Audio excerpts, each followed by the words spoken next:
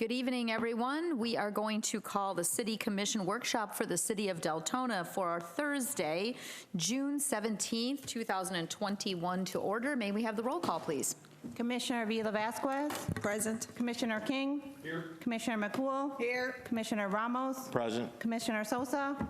Here. Vice Mayor Bradford. Here. And Mayor Hertzberg. Here, and now may we all please stand for the Pledge of Allegiance. Commissioner King, would you like to lead us?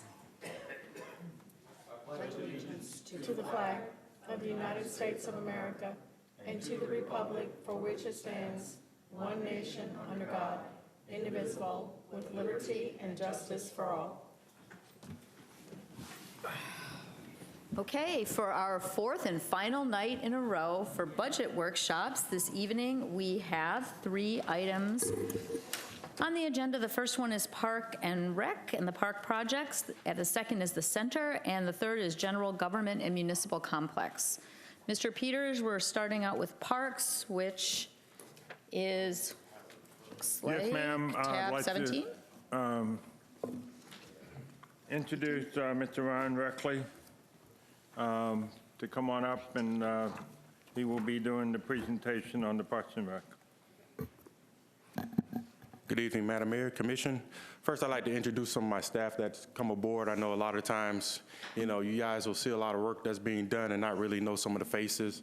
But of course, I think everyone knows Ms. Marlene Brown, Tanisha, that operates right here out of City Hall. You have Sean Tolman behind them. He does a lot of the artistic work and amazing things out there in the field. Some of his staff, you have Sean Smith, you have Dave. Everything that we do, it's because of those folks. So, I just want to give them the kudos. And least, well, everyone knows Mr. Mark Manning. Everyone knows Mark Manning. He works with me. He's a great help. He really has been a benefit for Parks and Recreation for a very long time. Oh, Miss Eunice. I got Miss Eunice back here today. I didn't see her sneak in. Yeah, Eunice, for everyone that don't know, Eunice has been a big help with a lot of our athletic programming and a lot of help around West Crowell. When we brought her aboard, she's been a big influence. So with that being said, Parks and Recreation, our goal this year is to really upkeep a lot of our facilities, a lot of our parks, which is the request for additional staff and for the infrastructure. We're really trying to beautify Deltona and really get to a level that we think we should be. At the same time, with a lot of our projects, with a lot of our special events and athletic events that we're trying to put on, we really think it's an opportunity to even bring in some revenue to almost have a department that's self-funded almost. I know you've all had opportunity to look through our budget and look through our, personnel requests. It's really cut and dry, and I'll take any questions if you have them. Commissioners, if you have any questions, let's see. Commissioner Villa-Vasquez and then Commissioner Sosa. Thank you, Mayor. I had a question when we were first reviewing the budget with Mr. Peters, and I brought up a question, and he suggested I hold it till I speak with you. So the roof at the community center on Lakeshore Drive, I know that's being replaced. Is that being covered by our insurance, being that it was damaged by? Yes, that damage was covered by the insurance and has been repaired. I believe maybe over a year now. It's been repaired, so that community center is all set. What about the Little Red Schoolhouse? Little Red Schoolhouse, just if you would see in the budget for the Little Red Schoolhouse and for the craft building, we do have a request in there to fix the roofs and those 2 facilities as well. That's not under the insurance then, right? That's not under insurance. Okay. My other question is the boat ramp across the street. I know that you, not too long ago, replaced the tables and all that stuff. But, we have a crossing light there, right? But there is no handicap entrance into the boat ramp. So are we planning to put that back on there? If you're referring to the one that's missing, there's actually a PO in the system right now, we're ready for the work to be complete, so that has been processed. So there is going to be an accessible handicap ramp? Correct. I right? think you're talking the one that was damaged and Right, it we're used to be replacing made it. out of Yes. wood and it rotted? Correct. Okay, so There's a PO that's out going to on be... that now. Yep. Okay. The other thing is on the firefighters park. Are you also going to be working on the parking lot where the cars are parked for guests? That may be a future project. One of the things that we are doing as a department, we're looking in to try to make as much of our facility ADA compliant or ADA accessible. One thing that we are doing at firefighters, we are redoing the basketball courts now. We have the new playground that we have in place, and with the pavilion that's there, we are having some connectivity, so ADA connectivity, so everyone could get to all of those amenities safely. But we are looking where we can add some areas of parking, at least for ADA, handicap parking, different things like that.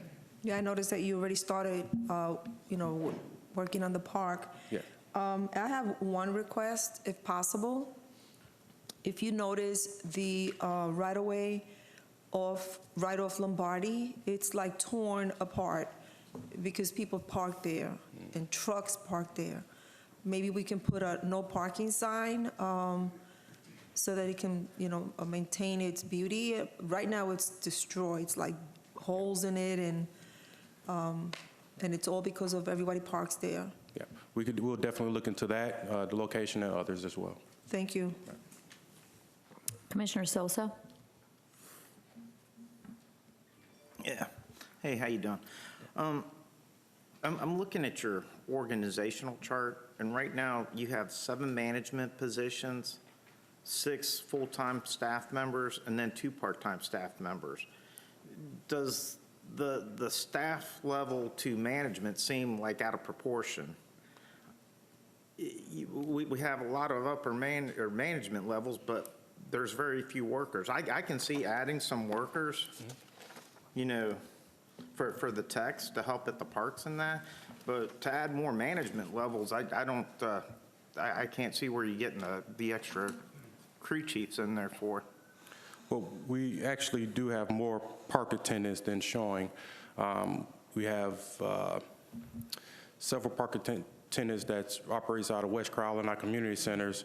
I know the org chart doesn't display that, but we do have quite a few part-time staff. How many part-time staff do you have? Hold on a second.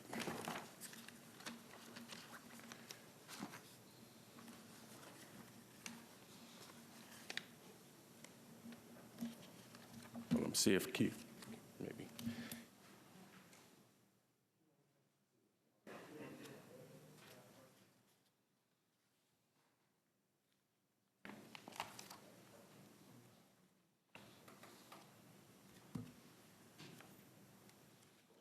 I'm sorry, I believe that number is 10, or approximately 10 part-time staff. 10. And just to move further, the upper management positions, I know you have the director, my position, the assistant director. As you see the request that we're making, we are actually trying to create upward movement. The positions that we need, those positions will create that upper movement, which will probably very much benefit us with trying to keep a sustained staff, a strong staff, keep individuals from leaving because of mobility. We're really trying to create that, and the need that we have will really help us with that as well. Okay. How many vacancies do you have right now? Madam Mayor, if I could jump in here. Parks and Recreation is a unique department. The management staff not only handles capital improvements, which Mr. Manning is excellent at doing, but they also put the program together, and they get the resources necessary for the program to function. And so And one of the things that we have been talking about a great deal is that we want to have the Parks and Rec Department become more self-sufficient in terms of the fees that are charged versus what it actually costs. And that management team is going to be critical to that process.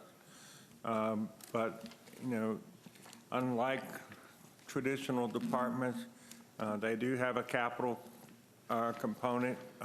We have many relatively small projects, but very important projects to bring our parks up to a better standard. They need to oversee the maintenance staff and the crew teams that we're going to be creating. Part of the budget this year, and Ryan and I have had some very substantive conversations. We both have had in our past careers where we have seen where you have a crew at a specific park. They're responsible for that park. And what it does is, A, it helps with accountability. If you go to Dewey Boster and, it doesn't look in good shape, you know what crew was responsible for it. We know what crew leader was responsible. But the other thing it does is it creates competition within the staff. Ryan would tell me a story when he was down south where it literally got to the point where, they would see each other and go, "Hey, Joe, you had a crabgrass over by the third base in your beautiful field." They took a great deal of pride. And so that's the type of thing that we're trying to engender here is, the accountability in terms of the crew, but also a level of competition and pride. And pride is probably the most important part. We want the people to leave the field at the end of the day, leave the facility at the end of the day, and have pride in how it appears. Of course, the next morning they'll have to start all over again because there'll be an event that night. But that's what we were trying to accomplish with this budget. So right now, there's no accountability at any of the parks, and everybody, it's just like a free-for-all, kind of go where you go? Or, or is certain people assigned to certain parks? It is a higher level of accountability. We know who's working on parks at a given day, but over time, me, I don't know who's working the parks, but if I drove under our plan, if I drove out to Harris Saxon Park and, the grass was high and the edging was pretty ragged, I will know which crew was responsible for that. So, it's also at my level in terms of accountability. Okay. Once again, because this all comes down, you're looking at an extra $3 million this year for your budget. Once again, it comes down to who's going to cover the cost of the $3 million. It's going to be the taxpayer, right? So everybody's taxes are going to go up to cover the $3 million. Now, I know what you said about the fee schedule. And once again, I know you need extra staff out there because you got 21 parks to clean and maintain and upkeep. So I'm not disagreeing that you need additional staff to do that if you only have 10 part-time employees actually doing it. But is there any way to set this budget up to put it on some kind of a sliding scale once you get your fee schedule put into place and you start generating revenue off of your fee schedule to start adding more staff at that point, so the folks actually using the fields and that are paying for it as opposed to being subsidized by the residents? I can answer that. Right now, we're already behind 8 ball. If you look at last year's budget, a lot of our capital was removed from the budget. So we have deteriorating playgrounds, we have deteriorating pavilions. So that's not only just a appearance, that's a safety issue that we're trying to remedy now. So we're 1 year behind on that. So if we delay that anymore, we're going to be in a different, deeper deficit in the future. And I'm not even talking liability. So one of the issues that we're having with staff, why they've been so overwhelmed with the number we have, is they don't just cut grass. They don't just change basketball nets. They're out doing carpentry work, they're doing roofing work, they're doing plumbing, they're doing irrigation. So they're painting, so they're doing those guys do a heck of a job of trying to keep up with what's going on in our parks. You know, and it's no fault to the commission. I just think over the last few years, the commission has been funding parks very well, but I know in the past that hasn't happened. So we're still behind the 8 ball. That's why a lot of these costs are where they are. You know, we still have equipment that needs to be changed out. We have vehicles that's outdated. So it's a lot of infrastructure that we need, which is why this budget is so high. So it's not about staff going out mowing grass. Like, these guys do everything. And you know, again, it's the longer we wait, it's just the deeper hole we're going to get in. And if I may add, next year we will be going through accreditation for our fire department, Parks and Recreation, and code enforcement. 2 of those 3 departments, as part of the accreditation process, well, actually all 3, but all 3 will, the accreditation also looks at your staffing level. And so we know that if we go into that accreditation process, we need to have an appropriate staffing level. We're fortunate the fire department is pretty well staffed going into the accreditation process. The Parks and Rec, not so much. Code enforcement, not so much. So it should be noted that the 2 departments that we're addressing new personnel the most are Parks and Rec and code enforcement, and a large part of that is in preparation for the accreditation process. These are national standards, and as I understand it, the fire department, if they get accredited pretty quickly, will be the first accredited fire department in Volusia County, and I suspect Ryan will be the first accredited Parks and Rec department in Volusia County. That's very high honor. But more importantly, it shows our citizens that we have a professional organization in terms of those 3 departments that we're looking at. Down the road, we're going to be looking at accreditation for public works. Steve Danskin just probably had a heart attack, but you know, that's going to be the next one. It's going to be public works the following year. I don't want to take on all the departments at one time. But Steve and Public Works and Deltona Water have a little bit of work to do before we're ready to take on that task. So that's a big reason of why we are bringing forward the personnel changes in those 2 departments. Okay. When do you plan on having your fee schedule set up? That's something we're going to be looking for, I guess, at the end of this fiscal year to bring it to your attention. Probably going to workshop it first. But we are going to bring that forward to you very soon. Okay. All right. Thank you. Commissioner McCool? Ryan. I first want to thank you guys for doing an incredible job, because I live in close proximity to a park and see how well it's maintained. I see how quickly things get fixed when I call, right, as a resident when I called. And what you do around town, your staff, thank you all. I see you guys out there working and putting your blood, sweat, and tears into these parks. Listen, people, $3 million a year at 100,000 residents, that's $30 a year for each resident, or 57 cents per week to get everything done that we need to get done. I, for one, don't have a problem with paying that. So you're worth every dadgum cent that we pay, and I want you to know that. I don't know if you get thanked enough for what you guys do. We have nothing else in town for kids. Do we? I mean, I'll sit and wait for a minute.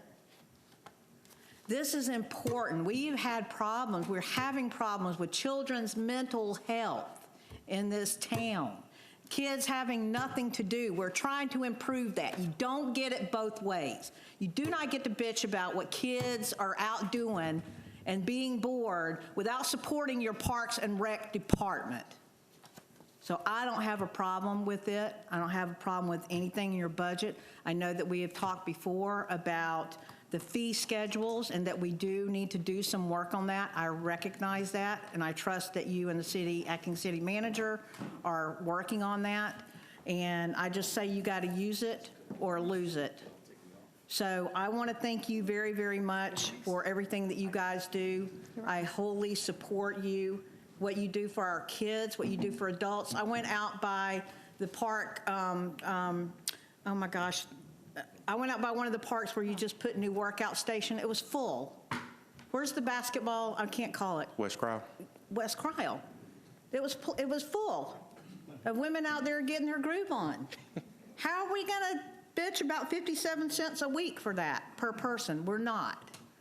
So I support you and continue the good work, whatever you need. Thank you. Thank you, Commissioner. Commissioner Avila Vasquez. Here, here. I have a problem. I'm looking at your events, and I do not see the Deltona Festival of Nations in there. I believe it was two budgets ago, it was decided, the commission decided to pull it out. I mean, if that's something the commission would want to put back in there, you could definitely approach the acting city manager, and we can make that happen. But that's why we didn't put that back in. It was taken out. I think it was pulled out because of, we wanted to do something with the Christmas parade or whatever, and it was just for that year. I mean, we had a meeting not too long ago when we were talking about having an event with bringing all the cultures together in Deltona, which is such a diverse community. And I mean, it surprised the heck out of me to hear that we permanently pulled it out. This is one of the most, it was getting very popular, and I think the last time you and I discussed, we even thought of bringing it here in front of City Hall until it got bigger and bigger to fill up Dewey Boster. And I mean, at that point, Marlene, you know, we were up to about 13 or 14 groups that signed up to come and perform from different countries in the world. So, I mean, I would just like to, you know, probably bring it back to the commissioners to see if we can bring it back again. This is something people have been asking me what happened to it. And I'll say in the budget, we do have funds for the summer music series, the concert series. So that's an opportunity to utilize those funds for different events. But, you know, if the commission would like to have that discussion, we're open for it. I would recommend that we see if there's consensus on the commission, and we will put it into the budget for the 28th meeting. You need commission consensus to put it into the budget? Yes, ma'am. And just in the budget as a general, in the general fund budget, or in Park and Rec, or? Parks and Rec, in the Parks and Rec budget. Okay. All right, and that's for the Festival of Nations? Festival of Nations, correct? Do we have a cost? 10,000. 10,000? That's where it was. And there's also the possibility to do it at the center, no? It's more like it could be, but we had it like a festival sort of event. We have vendors, food trucks, so we would have to speak to the center to see, how could we accommodate all that. But last time Ryan and I spoke, I don't even think I was a commissioner yet, but we spoke of bringing it to the front of City Hall just until it got bigger, to the point where it can be done at Dewey Boster or the idea when we first just talked about it was to mirror something like what Jacksonville has, which is World of Nations festival that they have every year. So, I mean, anywhere that we can have it would be great. Okay, commissioners, the manager is asking, do we have consensus for putting $10,000 in the budget to see if that would be either in Park and Rec or at the center, and have an internal discussion?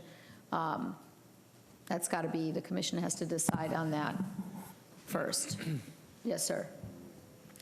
Oh, Were you going to speak on, I mean, do we, yeah, I just want or to, do we want to revisit this after everyone talks? We have 3 commissioners on the board, or do we want to do the consensus right now? Entirely up to you. Let's talk first. I'm sorry? Let's talk first. Okay. So let everybody else finish talking? Okay, Commissioner Ramos, you're up next. You were good, right? That was your, Yes, okay. thank you. Thank you, Madam Mayor.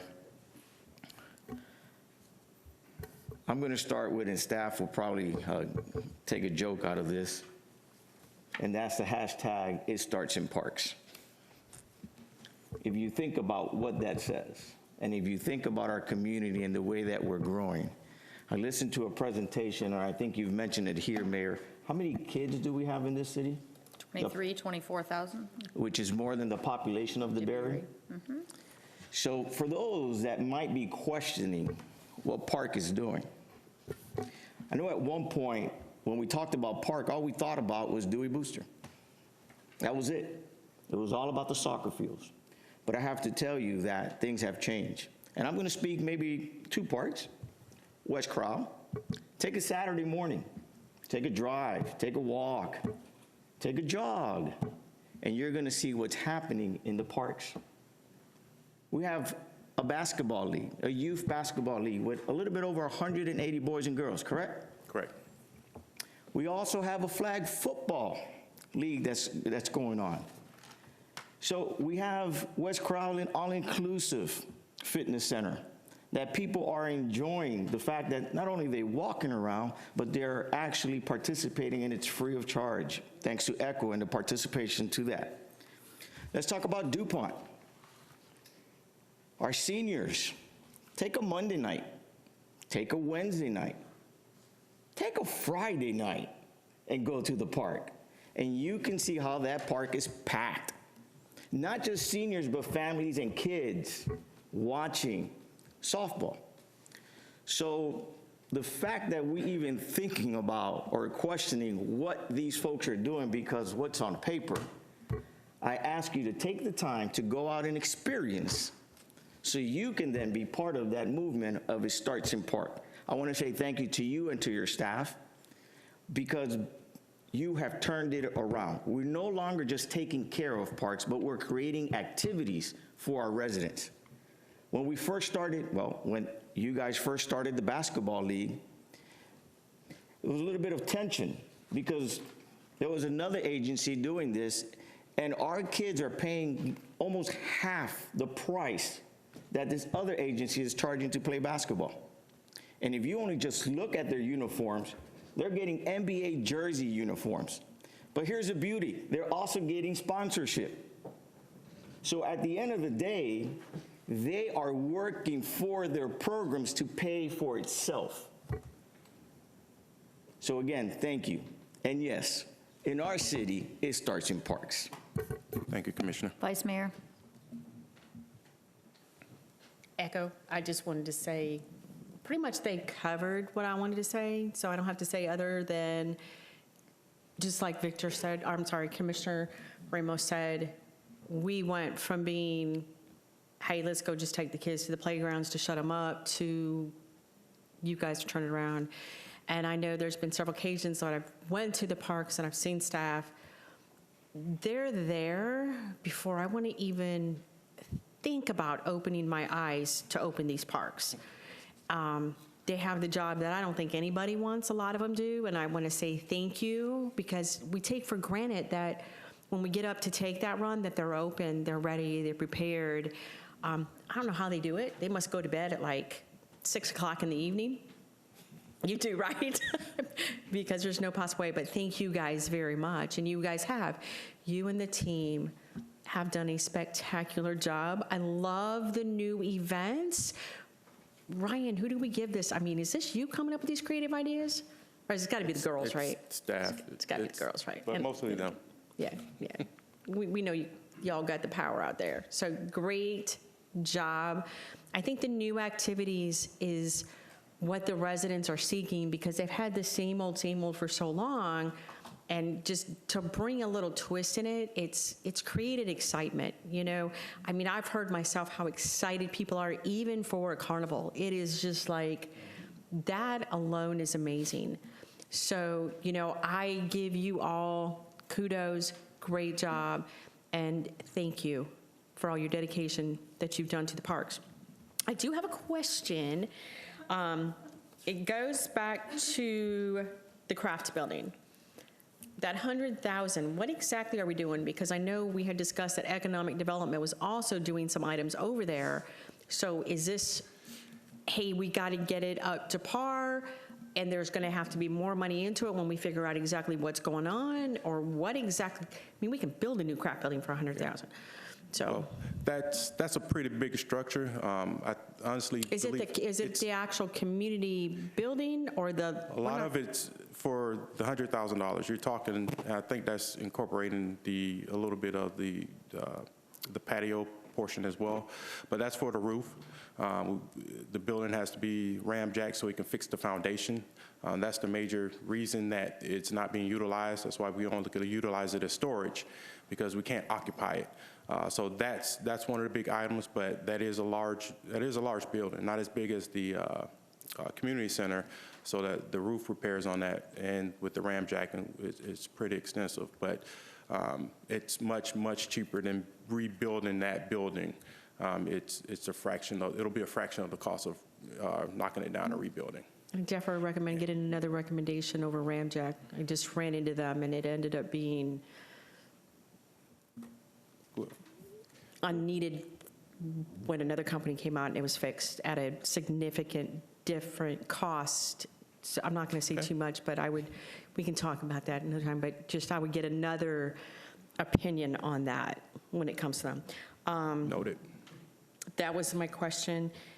Obviously, safety issues, you know, when I look at this list, this is a huge, significant list that needs to be taken care of. Aside, what are we looking at in the future? I mean, does this pretty much cover it? Or are we looking at next year coming back and having more? Is this like, other than routine? Yeah. You know what I'm saying? Of course, we have a routine maintenance. Other structures, you know, you're talking a few years down the road, but by the next 3 to 4 years, all of our facilities should be updated. You know, so like I said, we've been taking care of them over the last, I guess, 5 or 6 years here. So, but this will pretty much put a huge dent in all the facilities that we need upgraded. And it will take care of a lot of facilities that issue that hazard or safety concern. Okay. And since we're talking about adding budget to parks, District 2, I am so blessed. You know what I'm going to say? I am so blessed to have the dog park. Crickets, right? It'd be nice to have another park, because I do have a significant amount of residents. So it would be awesome if we could maybe get another park in District 2 for the residents on that side, because there's really the only thing we have is Keysville Dog Park. So I don't know. I think you guys had said, here comes my answer. Madam Mayor, if I can address this. Just wait, hang on one sec. As part of the Rhode Island Road project, we will have to provide probably 2 separate retention areas as part of that road project. The preliminary idea is the entire road will have a sidewalk system that goes from Howland to Normandy. So it will have connectivity to the neighborhood nearby. But the retention pond, one of them in particular, will be quite large. And what we plan to do is have the sidewalk system go around that particular park, enhance it with new trees out of the tree replacement fund, and create a park atmosphere within the activity center. And like I said, it would have connectivity to Catalina, to your neighborhood, and to the people south on Normandy. So there are some plans to incorporate a pocket passive park as part of that road project. And I'd like to say, I hate it. So other areas, we get a park. So I'm going to get sidewalks to walk around a retention pond and no activities, nothing. I'll say this. We do have a park property that we've looked into over the last year inside your district off Silverdale. So we are looking to see or explore the opportunities there with possible ECHO grants. But that is a property that we did scope out. So I'll let the acting city manager know some of our past discussions on that. That was a part of the some of our eco parks that we're trying to continue to develop all around the city. I mean, now you want to throw some exercise equipment over there and a trail and walking and make it something other than a walk around a retention pond that you can't even fish in because it's probably, you know. Anyway, I appreciate that looking. very much, Mr. Ryan. Thank you. You're welcome. Commissioner King?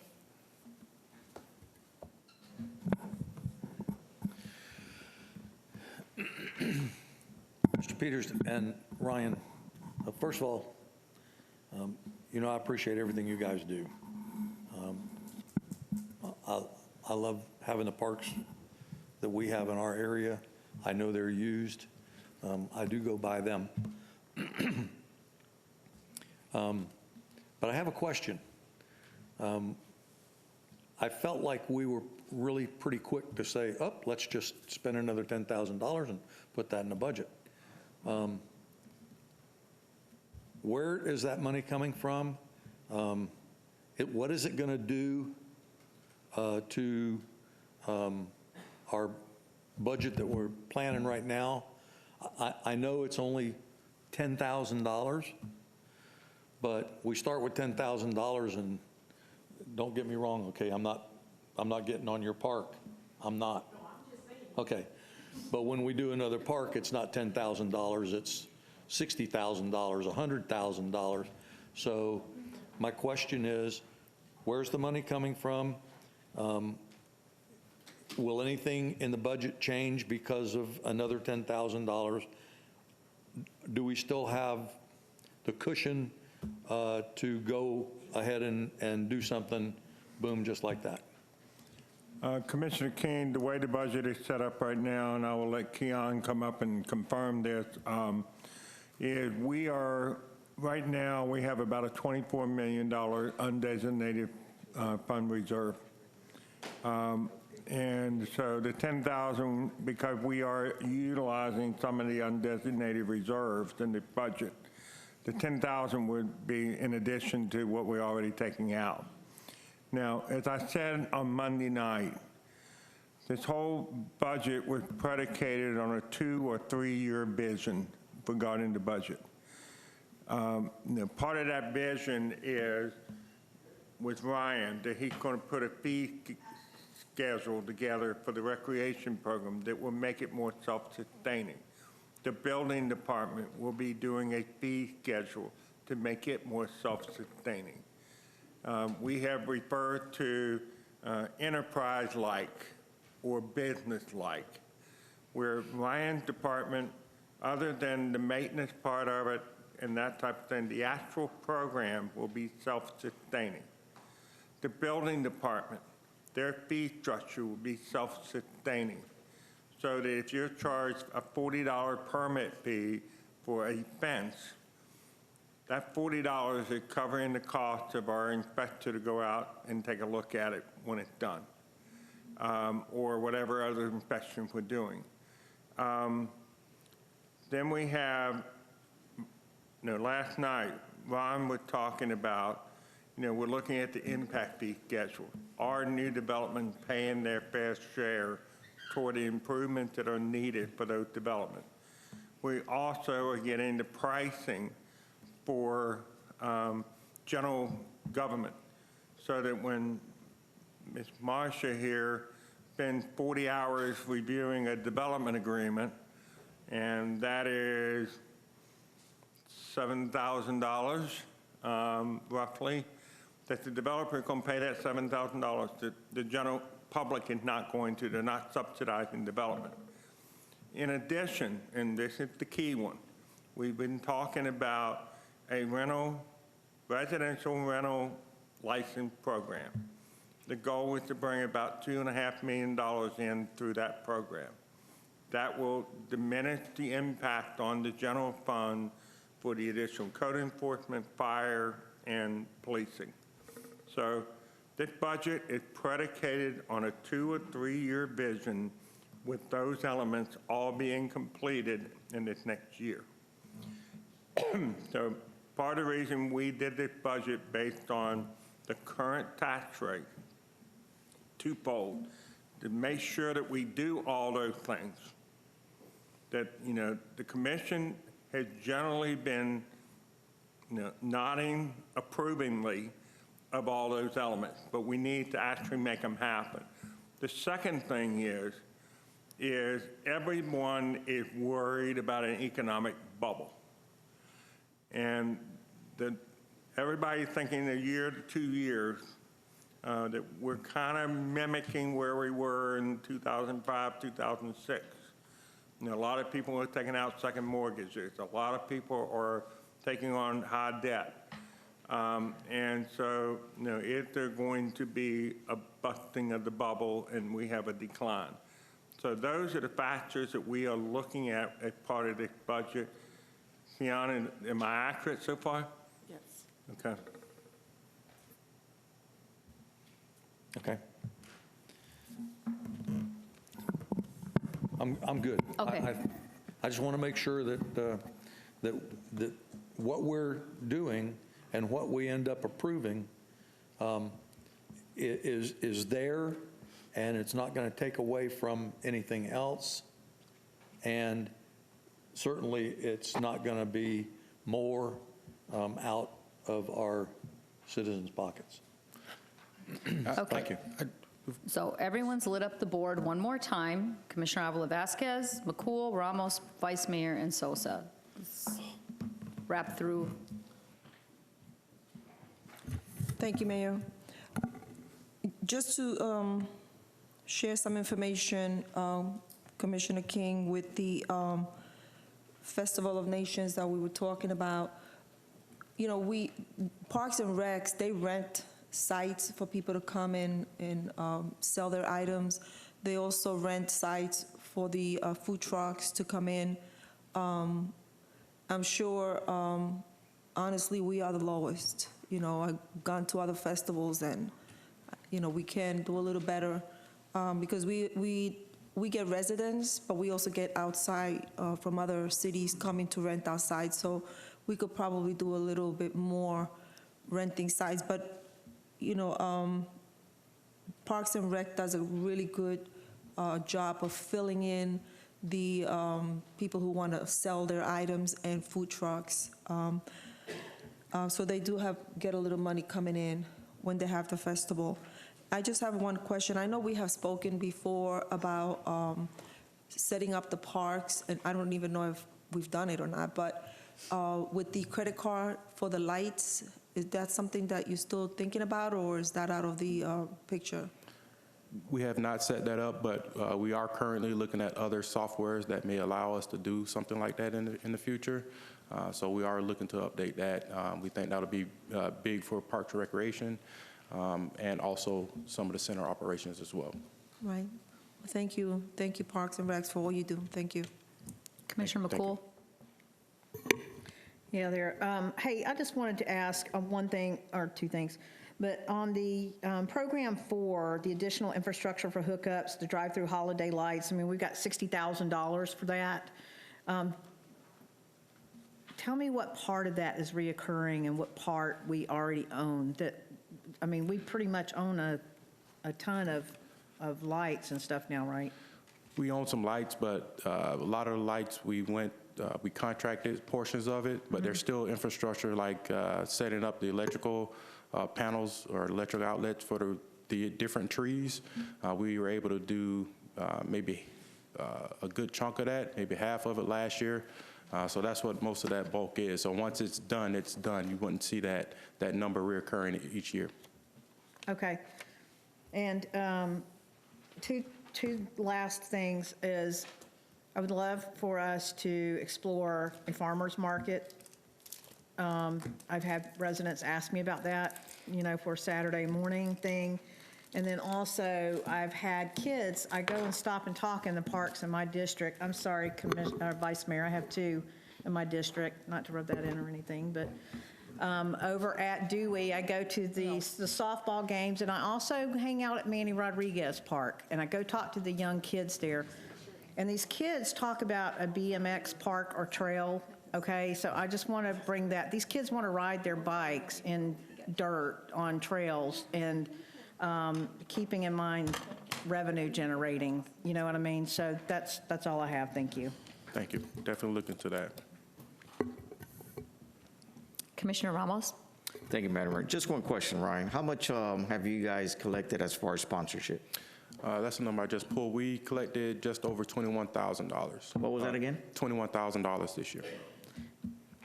And I'm sure that's 21,000. 21,000? 21,000. And there's a reason why they're sponsoring. So the better we do with our facilities and our activities, the more sponsorship we're going to get. And to your point, Commissioner King, the less our residents are paying. Thank you. Vice Mayor? I almost forgot myself. Okay, so I'm just looking. Mike? Question. Special meetings and events. We only have one special meeting, special event that we're sponsoring. Is that under you? What page? It's actually on the budget under 524801, but then when I come to 52801, because it says special meetings and events, MLK breakfast, City of Deltona for 25th, which is nothing, and then historical memorabilia, 5,000. Is that you? So what I'm trying to figure out is we had discussed having the sponsorships for events, for the events that were reoccurring. I don't remember what you meant to call them, Mr. Peters. Have we analyzed that yet? Because I don't want to have it come up again halfway in budget and say, hey, why don't we sponsor this event? And there's no funding for any of these recurring. It's on, 290? it says promotional activities. So what's weird on here, it says 524801, but when I go 52401, it's under promotional activities here, but not over here. So I'm not quite sure where. Oh, are you at the Community Expo Advertising, Arts and Crafts? I'm on page 7. 288, yeah. Under the, yeah. Well, on here it says, it says 524801, but it just says promotional activities, special meetings and events, MLK breakfast 3,000, City Deltona anniversary 0, and then historical memorabilia 5,000. Where do you? I'm not, do you have that? yeah. That's not us, that's something the commission sponsors for the MLK event. We don't have anything to do with it. Okay, that's what I'm saying, but it's under the same number. I don't understand why. So, okay. Yeah. Because Yeah. on the paper, it's not, none of that. Yeah, it's not there, but it's over here, so that's why I was trying to figure it out. So when you go on your agenda,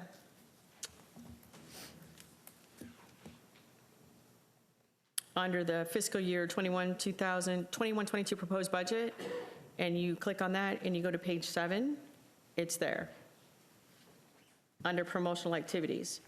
And if you look at the number 524801, and then I look at 524801 under promotional activities over here, it's different. It's what? So we don't go by those numbers?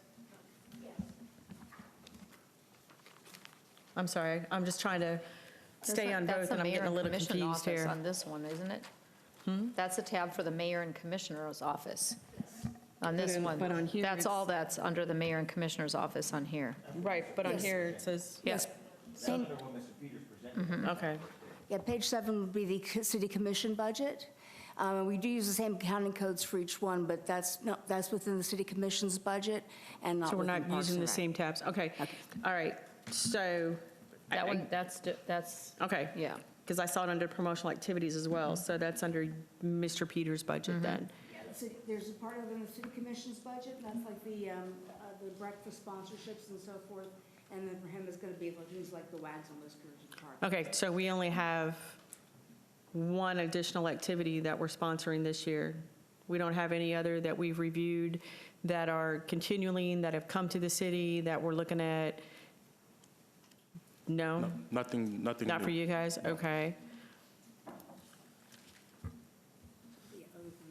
I'm just bringing it up because it came up last year that we, as far as sponsorships go. Okay. The only one would be if you guys decide to fund Festival of Nations.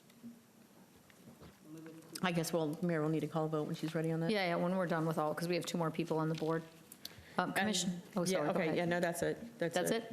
Okay, Commissioner Sosa? Yeah. Mr. Reckley, your budget, I think, Ms. McCool, you said 3 million, but it's actually a $5,040,000 budget, correct? The 3 million's an increase over the last couple of years, or over last year. So we're looking at a $3 million increase on top of it. And, when I break that down by 38,000 houses, you're looking at about $132.65 per house.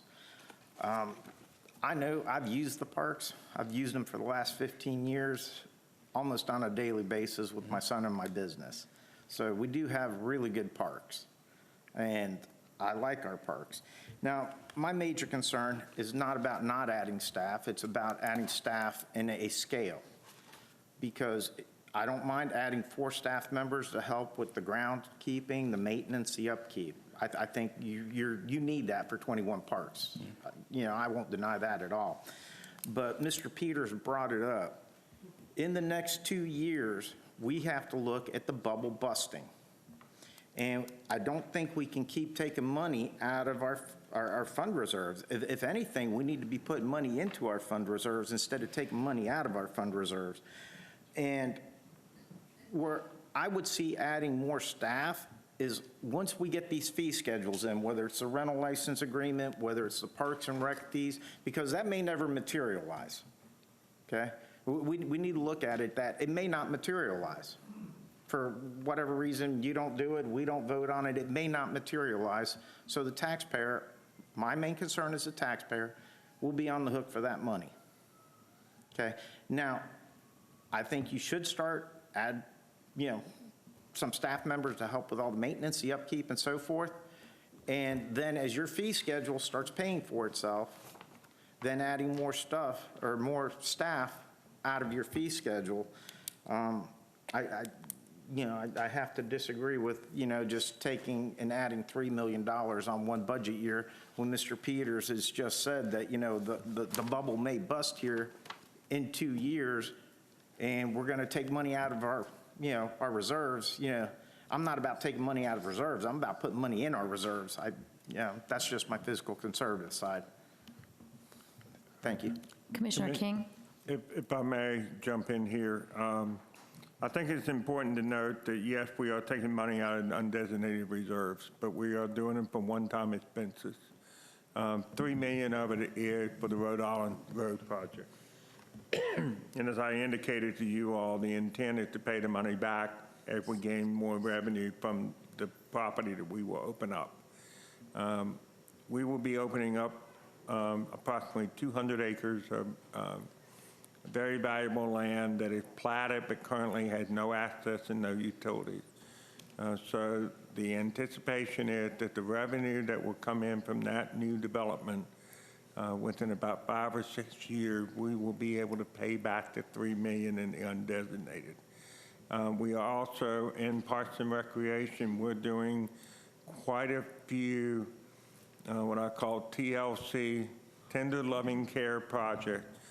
These are projects that have been put off for, in some cases, numerous years, and so they're one-time expenses. So when we look at the fact that this year we're taking money out of undesignated reserve, let's be mindful of the fact that we have been purposeful in only using it for one-time expenses, not continuing. So by doing the one-time expenses, that means next year we will not have to do the removal of money from undesignated reserve. Then if we can have these other things happen, that would just provide an even better financial standing at that time. So yes, we're using undesignated reserve, but we're using them for one-time expenses. Commissioner King?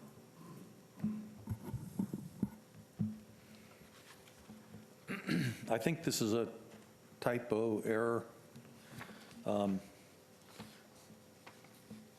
I can read that. Page 286, under utility services, electrical, says FPL and Progress Energy. Are we still giving money to Progress Energy? Because I think they're not here anymore. Yeah. It should be Duke, right? Yeah. Okay. I want to make sure we're not giving it to No. Progress Energy when we're supposed to be giving it to Duke. That's all. I just want to make that little correction, typo. Thank you. Okay, so since everyone is done, I'm going to say a few words here. One of the things that I was going to bring up was sponsorships, and you said already $21,000 in sponsorships. I think that also needs to be a goal to sponsor some of our community programs, including things like the Festival of Nations. And if we can get some sponsorships and do bigger outreach for something like that, it'll help to cover some of those costs. I mean, I know you're doing a good job. $21,000 is a lot, but there's a lot that can be tapped more so. And I think working with Joe at the center, he's got a lot of way to go for getting some of those sponsorships. The craft building, you said that was mainly for the roof. Was that also for the cracks along the walls and all that stuff? Yes, that'll be part of the foundation and remedying Okay. the foundation, yes. Okay. The lighting and so forth, you're talking about what I believe Commissioner McCool brought up. That is, what's really important for me as a visual person is that when someone comes into this city, your first impression is your visual impression for what you see. And the one thing that was a really, really big hit a few years ago were all the lighting down Howland Boulevard for the holidays. That is what so many people talked about because it was made such a big impact. And I want to see that not only on Howland, but on Normandy and anywhere that we have a boulevard, at least put some type of holiday lighting up. So when you're talking about putting these the electrical hookup, are we talking about making that a permanent thing that we can just go out there for the holiday season or for a special event and then light something like that up? Well, with the lighting, definitely with the influence from our acting city manager. So wherever we put outlets, we're looking to have the roadways, whichever ones we light, year-round, to really help beautify the roadway, especially Howland along MLK leading to the center. So that was the plan. So not just a seasonal thing, but just a year-round thing. Okay, that's what I would hope, because even with the center, the signage problem and the traffic there, if you have some sort of a light feature that's not distracting per se, Yeah. but something when you come up to that light and you can see it coming in from especially from I-4, it's dark. Yeah. And the more that gets put in there, I mean, in addition to the cardiology office and so forth will help, but some sort of a light feature there and it kind of the District 5 and 6 at the other end of Howland kind of got left out last time. We heard from some residents, so if we can just start working on getting the electric in down there. The other comment that I have, just two more quick comments, just doing your, looking up on your capital projects. In your presentation, you've got $2,620,000 worth of capital for this year. Of that, from what I'm pulling out, you have, sorry, let me just grab that page right now. You have the restrooms at Manny Rodriguez, you have the restrooms at the firefighters park, and you also have the Thornby Park playground resurfacing. Those three items are all CDBG funding. So when you're taking that out, you're taking $452,000 out. That's not coming from the general fund, that's coming from CDBG, correct? That is correct. So out of your $2,620,000, you've got $452,000 that's coming out of another fund that's CDBG that comes to us from the feds, right? That is correct. Okay, so that makes it a little, that explains and makes it a little less painful. So I think in a combination, if we really look for sponsorships and we also start really charging, people that come to these festivals are coming to make a buck. They go to all the other festivals in other cities all over the place. So I would hope when looking at our fee schedule, we start kind of at least being equitable. Yes, I've been singing this tune for years. We've already begun those conversations, so yes, you guys will see some significant difference. And the last thing that I want, because Commissioner Avila Vasquez is asking to have the Festival of Nations put in the budget, and you're quoting a price of $10,000 for that, which can be, I'm sure, fluctuate down, whatever, with sponsorships. We need to review, and I would prefer to have some sort of a one-pager on the events that we put out. And I say that not only for the commission, I say that we're looking at rebranding this city and putting information out there. And, DTV is doing a great job putting out little pops on Instagram and everything about 4th of July. Wouldn't it be cool to have a little visual that says, X amount of people came out, this is what we had, not only for the commission, because I think for me, because next year I'm going to be a lot more harsh on the budget. If I don't see lights, if I don't see the parks cleaned up, if I don't see things changing with code, party's over. I mean, that's just the way I feel about it financially. I've been sitting here a long, long time begging for a lot of this stuff, and every year we get no bus benches and we get no embedded lights and we get no nothing. So next year, I would like to see, Mr. Peters, some sort of a one-pager. Doesn't have to be anything in depth, just a little something on these events that we put on, starting with 4th of July. How was the attendance? Was it worthwhile? Did we have any traffic problems? How just a quick thing like that that's presented to the commission, and that for each event, and then we can evaluate those events, and we can decide if we need to put more money into them or if they're not financially worth it, and redirect something, or redirect it to another park, or redirect it to another area. Understood. And with us going through our, redoing our master plan, a lot of those topics will be brought up and evaluated as well. So we look to, open up parks and have a roadmap to where we need to be. So you guys will be seeing a lot of information based on that master plan. We had 1 year that we didn't spend anything, commissioners. 1 year that we didn't have fireworks, we didn't have a lot of events, we didn't have anything, like everybody else. And we were able to bank that money, fortunately. But in that time, I hope that we had some reflection of how we had time to look at our facilities and look at what we have and look at what needs to be done, because the parks are great, but they need maintenance. And I'm not going to support any more new parks, don't hit me, until we can look about bringing up what we have and maintaining that. Because, girlfriend, you got the hospital, you got Amazon, Can you start got the charging center. There's parking a at lot the of center so we can sponsorships down pay there for a park? She's got all the commercial sponsorships for your park. Okay, so just charge for parking spots, and then we'll have money to buy a park. Ooh, look at that entrepreneurial spirit. Anyway, thank you, Ryan. And I also Madam Mayor. appreciate it. I just want to say one more quick thing. I have gone down to Lake Shore, and I am so impressed with the amount of people that are down there that are using that lake area, that are using our trails. Every place you go during this last year, people are out more. And I think that with Jerry doing the eco and the Blue Ways Trail and all that kind of stuff, we really have a gem in our parks. We just have to, again, the visual. Mayor, and I just want to add to that, I drove around there during graduation, and I was impressed of so many graduating high school that were taking pictures at the lake. It was really nice. More than I've ever seen in all the years I've lived here, so yes, sir. Playing off a discussion we had last night regarding grants, Parks and Recreation Department is very unique in all of our departments because there are a number of opportunities to get money from outside. There are the traditional grants such as from the state of Florida, from ECHO, and those type of places. You also have the opportunity for straight-up sponsorship.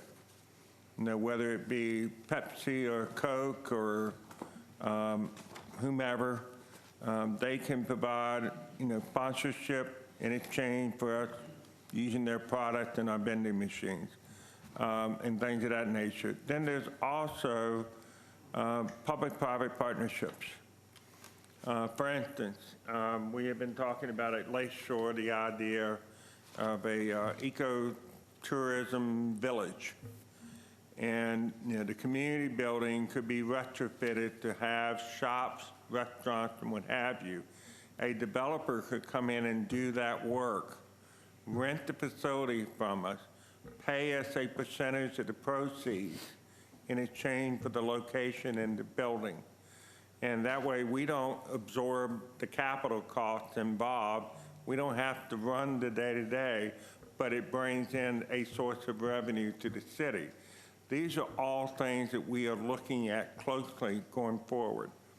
Reminder, we have what we call the Soda Straw Project, the River Withdrawal Project, right beside the Lake Shore Community Center.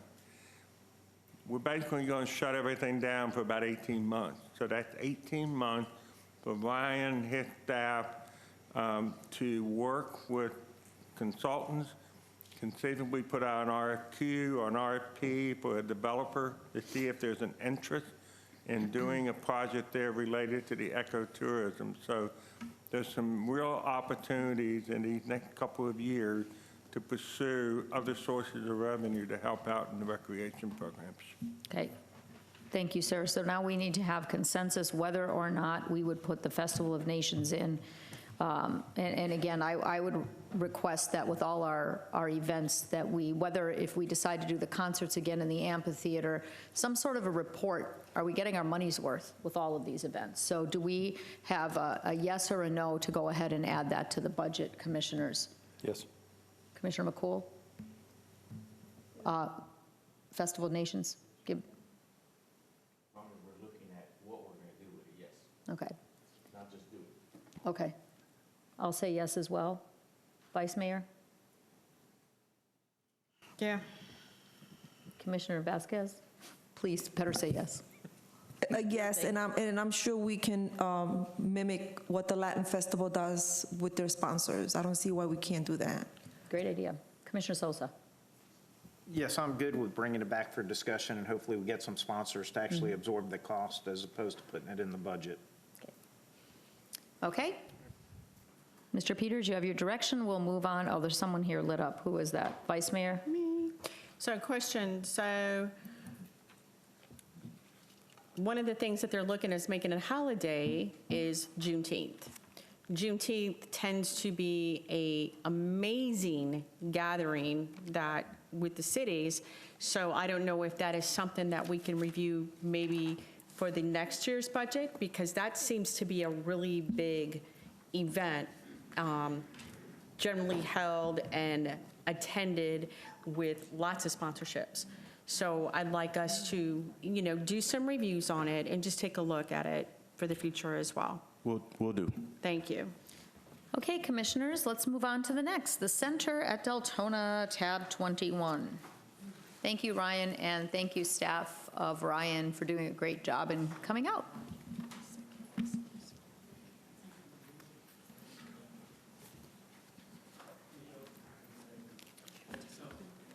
Okay, perfect. Up and down. Okay. That's a hard one to follow when you have such an outstanding director. First off, I just want to say welcome to the community and the commission and mayor and vice mayor. Operations manager, Chris Hallett, everyone knows him. We are really proud of the progress that is being made. Hang on one second. Can you guys just chat outside back there? Thank you. Thanks. Me and Chris? Thank you. Go ahead. Okay. We're really proud of the progress that's being made, especially considering the changes that infected the entire event world last year. No one wants to hear that word, pandemic.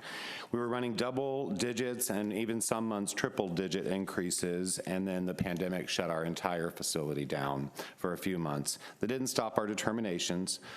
We also, unfortunately, had to cancel many signature events that the community enjoyed that were really just building up. We had Latin nights that were exceeding 300 people and just just incredible engagement.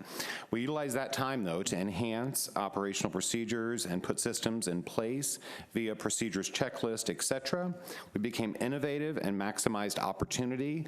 By having a large facility, we were able to work with large organizations throughout this county and in Seminole County to craft a safe plan for them to hold some of their signature events and annual events while still social distancing and following those CDC guidelines that were ridiculously strict for the right reason, I'm sure, but they were just very strict, especially when it hit the event world. We're happy to report that we're back in full swing. Last month alone, we had 39 events. Regional events alone was Volusia County Schools for almost 13 days, West Volusia Chamber Valor Awards. We did West Volusia Leadership Class. We had 2 graduations out of Seminole County, one of them, Sanford Southern Technical College, as well as local private school Sunrise Academy here in Deltona. Deltona residence bookings, Celebration of Life, we had 2. We had 9 church events. Sunday's a popular day. 3 birthday parties, 6 baby showers, 5 weddings, and 1 family reunion, and that's in 1 month. So the floodgates have opened up. We're excited to get back to those double and triple digit increases and work well, build that center to where it goes and make Vice Mayor proud and recognize the center in her district. You don't have a park, but you've got a beautiful facility, as you know. They're perfect. We're right now working on also from an additional marketing strategies. Chris is going to go through the program. I do want to say professionally, I work with a lot of different cities on different projects and have sat in more budget presentations than I would like to count. I have to say that Keong and her professionalism and mannerism and the entire team for this budget process has been outstanding. Chris has done most of the databasing with her back and forth because I'm out in the community and out working. Not that he's not working. But needless to say, just highly professional, and it's kudos to Mr. Peters and the team here at the City of Deltona. Additional marketing strategies that I do want to play on, especially in collaboration with Ryan. I'm super excited about the opportunities and hearing some of the discussion tonight. We are working on more of a commercial wedding-focused market. We're trying to get an Instagram account just for weddings. So the younger generation, the ones getting married, they're not even on Facebook anymore. It's like for us old people now, and it's all about Instagram. So we are working on creating that. The wonderful video crew that we have came out and did some initial shoots. We just have to, I worked with all big vendors that I got them to donate everything, so it didn't cost us taxpayers anything. We did a full day photo shoot. Caitlin and Rocco captured some amazing footage. I'm a little anal retentive, so we have a few edits to make and so forth, but we're looking forward to launching that. And I think that's gonna make a big difference for the wedding market, especially Chris has the gardens looking fantastic around the pergola. That took some time. We had some irrigation issues, and they just look spectacular right now. I mean, you can capture butterflies, so it's a beautiful place to walk in your district, and it's fantastic. Also, one other thing we want to work with is we have so many nonprofits and other organizations, and you all touched on some of that we want to host their events at the center, and a lot of them are open to the public. So one of the goals that we have not done in the past is we have not presented a community calendar. And I hope it's okay with Mr. Peters, but these are events that a nonprofit comes in and does, but it's open to the public. So some of the commissioners will share that. Commissioner Ramos is very good about sharing those things, but like a jazz festival that Deltona High puts on, it's open to the public. They just want an audience. Every person we bring into that center is going to tell 10 more people about it. It blows my mind today that we do a birthday party for a local resident, local families. They go in there. They had no idea they could get a room for $55 to $65 an hour. They had no idea the beautiful center was there. And I know it started off on a negative undertone, but as the word of mouth continues, the sky is the limit for that building, especially as we capture some of these regional events as well. But I would like to, with the commission and the city manager's approval, be able to advertise to the community, hey, the Masonic Lodge is doing a cornhole tournament. You know, the Deltona High is putting on a free concert with music, you know, with no charge. And I think that will help get visibility for the building. And it's also another recreational entertainment thing for our community to do and enjoy. Additionally, I'll be working with Ryan and the city on some opportunities for community engagements and unity through some great programs that have worked well in other communities. Keep Deltona Beautiful, lots of different programs that I'm going to share with Ryan that I think would just be fantastic for the community. We have an amazing community. I meet so many people every day in this community, and we've spent a lot of time, and I think this is further down, but we've spent a lot of time saying, go to Seminole County. I know that was under the direction of another city manager, but go to Seminole County, go across the bridge, go to Orange County, bring all those events in. We have 100,000 residents, and when I have them coming into the building saying, we didn't even know you were here, I think we have some local store marketing opportunities. We need to up our media game and really get it out to our residents, and maybe even consider, spending 3 cents on those postcards, holding some open houses for our community to come out and get a free tour. But I think there's some opportunity to share some of the great values that we have at the center, because most people think it's way out of their budget. And I'm just saying this because I want the residents in our community to know that there are great opportunities, and we're working on evaluating the fee structure and creating packages. I think a lot of what was initially put in, it's like telling a hospital who does medical every day to say, open an event center. It's just, it wasn't in their thing. And I think a lot of what was originally structured is good, but I think we have some opportunities for our residents to make it even better and to have them use it as if it was a community place for them to go have their family birthday parties at a cost-effective rate. One thing I think that stresses them, and this is just one example, someone comes in for a 3-hour birthday party, and please correct me, Chris, if I'm wrong, sometimes they're automatically hit with the standard $500 deposit down. So they get their invoice, they read it, and they realize that $500 is refundable, but maybe for some people that $500 is a lot to put out. It may only cost them $180 or $250 or whatever that whole rental is, but they get sticker shocked with that. So we're trying to be creative on how we present that, Well, I will. Please. The deposit is different per room. So if it's the lesser expensive rooms, the deposit is all the way down to $100. The $500 deposit is for the grand ballroom. Right, and sometimes on a weekend event, that scares people. Right. So, they get it, they've got a 3-hour celebration of life in the ballroom on a Friday, which I think the rate is $125, $145. Friday night? Friday day. Friday day, yeah, $125. And then they get hit with a $500. So we just got some adjustments to make, and again, it was just from how it was initially launched in that process. Okay, and then just again, more local marketing, creative events that we're working on with community partners to engage family residents. We're working with Volusia County Schools. I have a meeting next week with the principal of Deltona High, and we're gonna work on a few programs that they're our neighbor, so we should be doing some more things with them, conveniently located. We have a great facility and a lot of their different departments and programs we can do. Local chambers and continuing with the nonprofits. And one thing I think too is we can definitely I was unaware, and I'll definitely work with Ryan, and I hope I'm not saying anything out of line, but when people would come to me, I work in all the communities and I'm very active, so I use your network, take advantage of your network marketing, and bring people to the center. So they would come to me and they would say, I just can't afford it, we can't afford it. So of course I would help them work to find ways of doing it, go find a sponsorship, go talk with this person, see if they'll help, and sure enough, we pulled the event and it came to the center. For our signature events, can we get some sponsorship? Can we do the same thing to help cover cost? I mean, I donate a lot out of my business just to make it look good or to fluff it up so the experience is there, but are we allowed to do that?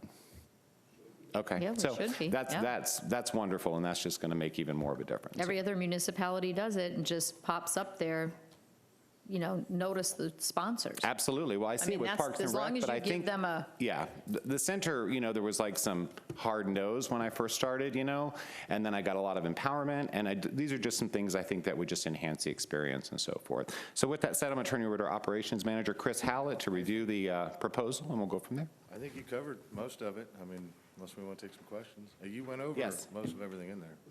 Any questions? let's see, we have Vice Especially Mayor. on, Vice Mayor? I want you to know I am very proud of the center, and I'm very happy that we have a garden. Now, I don't know if you're aware of it or if you've seen it, but there actually was a complete, what we call it, exploratorium park that is already pre-designed for beside the center that is already ready to go, that was in budget and then yanked at the last minute. And it is an amazing park. Yeah, I'd love to see those plans. Amazing park. It's not a regular park. So you might want to take a look at that. I know Ron's very much aware, so was Kat and them. They would just have to bring the scale down because it was before we expanded the parking lot. And it was there to enhance and bring more people to that area. Sure. And it was amazing. It was an amazing addition. So the little garden was a compromise that we got the ECHO grant for, and like, here, sorry, we didn't do this, but you got this. So is But that the other land next to the retention pond? in the back, yeah. Oh, nice. Yeah, that whole The area. more traffic, the better. It's you already know, designed spreads the- and paid for. Yeah, that's great. That was like a major, I think it was like 100,000 to do that. I don't know if you were here yet. So Ron has that, probably. But I am very proud of the center. You guys have done a wonderful job with turning the reputation around. You had a very challenging, let's just leave it at that, and you've got just a little bit, and you guys have done a great job. You know, it was let's just leave it at that. Let's just leave it at that. And we're But- working on, Vice Mayor, you know, when we had that time that we were down for the pandemic, you know, what we're working on now is more structure. So Chris and I have been working together operationally, and you probably read it in the budget, just to have systems and process and procedures. You know, we're going into a market that scares me with labor. I mean, the labor market is not going to be easy in these next couple years. You know, we have a big challenge for the whole city, for every small business, for every event venue. Labor is going to become a factor. So we're creating processes and procedures and systems and checklists and putting them in place so, you know, if we have a turnover issue, or if something does, you know, knock on wood, we have not had that issue, but if there is a turnover, or God forbid something happens to Chris or myself, you know, there's systems and procedures in place. So training is easier, consistency is easier, and you're maintaining a quality brand for that stunning building. It really is the showcase of Volusia Yeah, no, County. you guys have done a wonderful job turning around the reputation of it, and I am really excited for what the next year brings, and I can't wait for the Jeep rally. Yes, I'm working with Jeep Beach. That's really exciting, yes. Commissioner, you good? Commissioner Vasquez? Thank you, Mayor. So, you know my take on the center.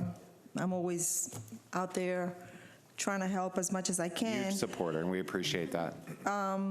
Glad to see Bunkers is continuing to sell out. I mean, I was just at Have the we had last one one. that hasn't sold out? One has not. All but one for the entire year is sold out. Okay, so I mean, I'm glad to see that. What I got a compliment of from some of the people as they were leaving was the idea that you guys came up with of having servers going around and taking orders instead of people standing online and missing half of the show. So they like that. I don't know if you brought that on as part of the pandemic, but if you Absolutely. did, continue doing it, because everyone complimented that fact that they don't have to get up, you know, to get their drinks. And Commissioner Vasquez, you know, I just said to Chris, when are the bars coming back out, you know, now the pandemic's over? And he shared with me some sales numbers of alcohol sales. They're better doing it cocktail style, and people, because they don't have to leave the They don't have show to to get up grab a and miss their drink. show, correct. You're coming to them, you know? That's exactly what they were saying, so, you know, good idea.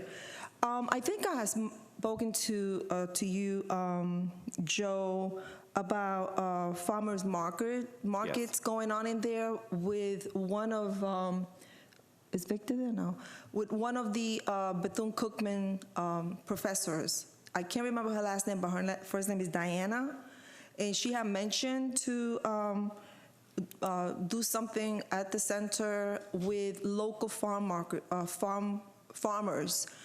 to bring in produce from their farms in their fields to sell, promoting good eating and stuff like that. And I think it went dead because of the pandemic, but I can get you her number. I would love that And then you can contact call her back, information. because I think it was a partnership with Bethune-Cookman and Daytona State College. Yeah, we're doing a farm-to-table dinner this fall, so I definitely would like to connect with her. I met with Deltona Community Gardens, and they're really enhancing things and trying to elevate that, so I'm trying to help them get a Yeah. little bit of sponsorship, but I want local produce for this farm-to-table dinner, so I would love to entertain Speak to that. her, because I think will. there was no expenses coming out of the city of Deltona's pocket. And then also for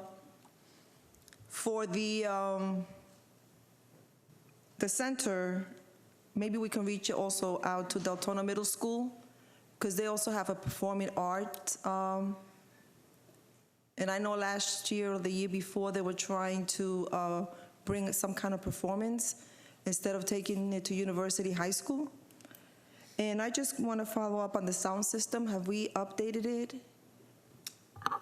Well, Because I know we were experiencing some problems. We've had our sound engineer come out and give us a little bit more training, and we did update it 2 years ago when we were having a lot of problems with it. So there was some money, it was part of the ECHO grant that was spent on the sound system about 2 Right. years ago. Innovative Solutions, Mike Cowsey came out and made some upgrades, and he has been giving myself and my staff some training. I don't think it's necessarily an upgrade in the sound system that's needed, it's just more training on our end on Okay. how to properly run it. Because I know when we had live entertainment, we seem to have a little bit of a problem with it. But again, you guys are doing a great job. Really cool. Thank you. Thank you. Commissioner McCool? I would like a center in my district, please.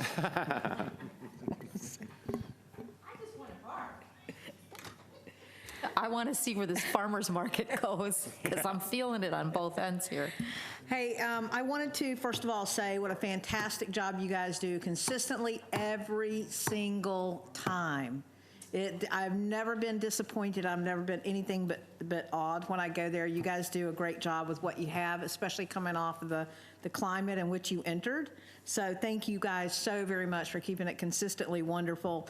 Second of all, I just wanted to revisit really quick, who sets the deposit policy? Who is it, from old policy? It is old policy. Chris and I have leeway, so, we make adjustments, we make sure the city is covered, but we, make exceptions for some, but some people, it's like getting a bill, and you don't really argue it, you just say, I just can't afford, and you walk away. So unless you talk to them, and help them put it together, which is what we do, we create a way for them and give them ideas, and, they can't afford the catering. We have part of the center, you have to have a preferred caterer. We have a commercial kitchen. We definitely want people utilizing that building that are going to respect it, that are licensed by the state, that are regulated by the state. But we also have a part of the facility that's designed for the community, so they can, if they want to go to Publix and get a ring-ding sandwich or, some potato salad, bring it to the event. We've got rooms where they can come right in and do that, and that's a big savings for our residents. But you create that policy, you're in control of that policy, yes? Of the deposit policy, yes. Yes. I think it was initially created, Chris and I have adjusted it here and there. We try to stick to it as much as we can, but some of those areas, we're going to revisit it as well. Okay. Second of all, I'm really excited because I was somewhere and mentioned about medical conventions there at the center, and hoping, is that a word? Hoping that we tap into the Ahuja's Cardiology Center.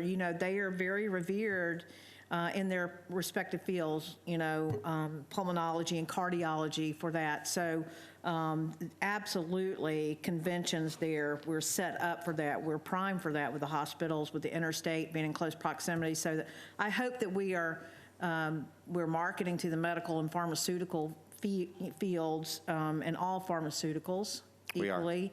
So there's that. I'm also holding you to the gospel brunch. Yes. I'm going to keep pounding on that. Entertainers are still a little challenging because a lot of bands, even with Latin Night, we had some bumps in the road. The initial band we hired hurt his hand.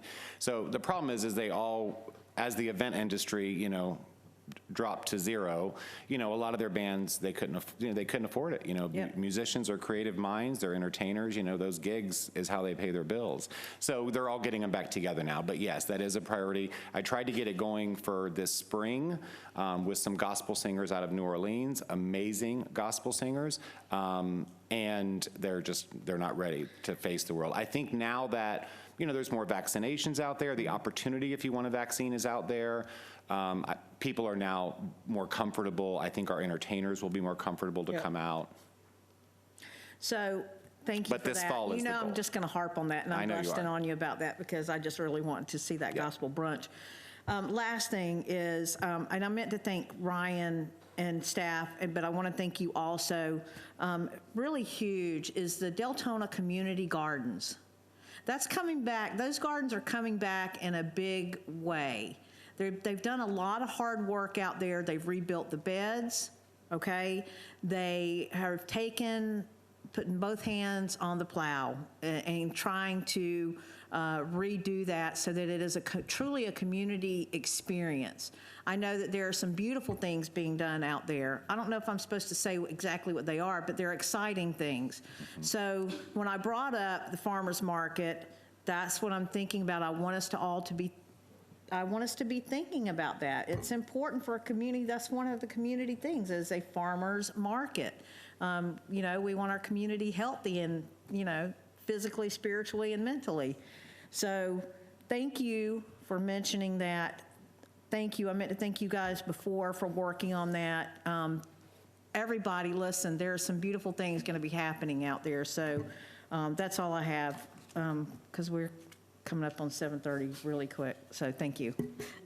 Commissioner Sosa, and then Commissioner Ramos. Okay. Once again, it comes down to money for me. That's why I put the mic over here, but yes. All right. saw that. So the center, the center itself, total cost about $1.5 million per year. All right, so we're looking at $1.5 million, and it brings in $300,000. Hopefully $330,000 next year. So technically, we lose about $1.2 million a year on this facility. Very nice facility. I know the things you do, Joe, are awesome. I mean, just out here for the other day when we did our strategic planning was really nice. When do we expect, because we have, between salaries and benefits, we don't even cover the revenue. I mean, we got about 420 in, salaries and benefits, and the 300,000 we're making doesn't even cover that. When do you project that the center will at least be able to cover half of the cost of the operating expenses? I strongly feel, with God looking over me, that within 2 years, maybe 3 years, but I definitely think you'll get to that $500,000, maybe faster. I mean, word of mouth is getting out there. Our event calendar is blowing up for the rest of this year. I think the pandemic put us behind. I would probably ask our acting city manager, Mr. Peters, to address the debt service, because I don't know at what point that will cover itself. But I will say it's a great building for this community. It's a great showcase for the city of Deltona. It's wonderful that residents have a place close by that's like a hotel on Beachside or in Lake Mary, that they can go and do a celebration of life, a wedding, a birthday party, the many different events that every family has, family reunions. But I do, Commissioner Sosa, completely understand numbers and profit margins, and I get that. It was definitely a question I had when I looked at everything. I'm like, no time to sit. We need to develop secondary duties. We got to stay unit producing, and Chris and I have had this conversation. And we're working on secondary duties to keep staff, busy if there isn't. But as I mentioned with these events, 39 in 1 month, it's only going to keep increasing. As far as the debt service, I don't know if it was just presented incorrectly when it was built, or if they expected that building to do $1.8 million its first year, like a high-volume McDonald's would do. But whoever created those numbers, I don't think they were realistic for the industry and for this world, yeah. Yeah, okay. So hopefully within 2 to 3 years, we'll be at about a third of where we need to be to, I do. not be at a total loss. Now, I just got a quick question, popped up when Commissioner Vasquez talked about bonkers. When we do the bonker shows, does the city pay out all the expenses up front for the Great bonker question. service, the comedian, all the expenses? And then how do we recoup our money from the ticket sales and the alcohol sales? That's correct. From the ticket sales, we have concession and food sales. We also provide dinner, and from the bar sales. Okay, so let's just take the last one we had. How much money, because that one sold out. Correct. How much money did we generate from the gate? From the door, we sold out at 150. I'm gonna pull a calculator.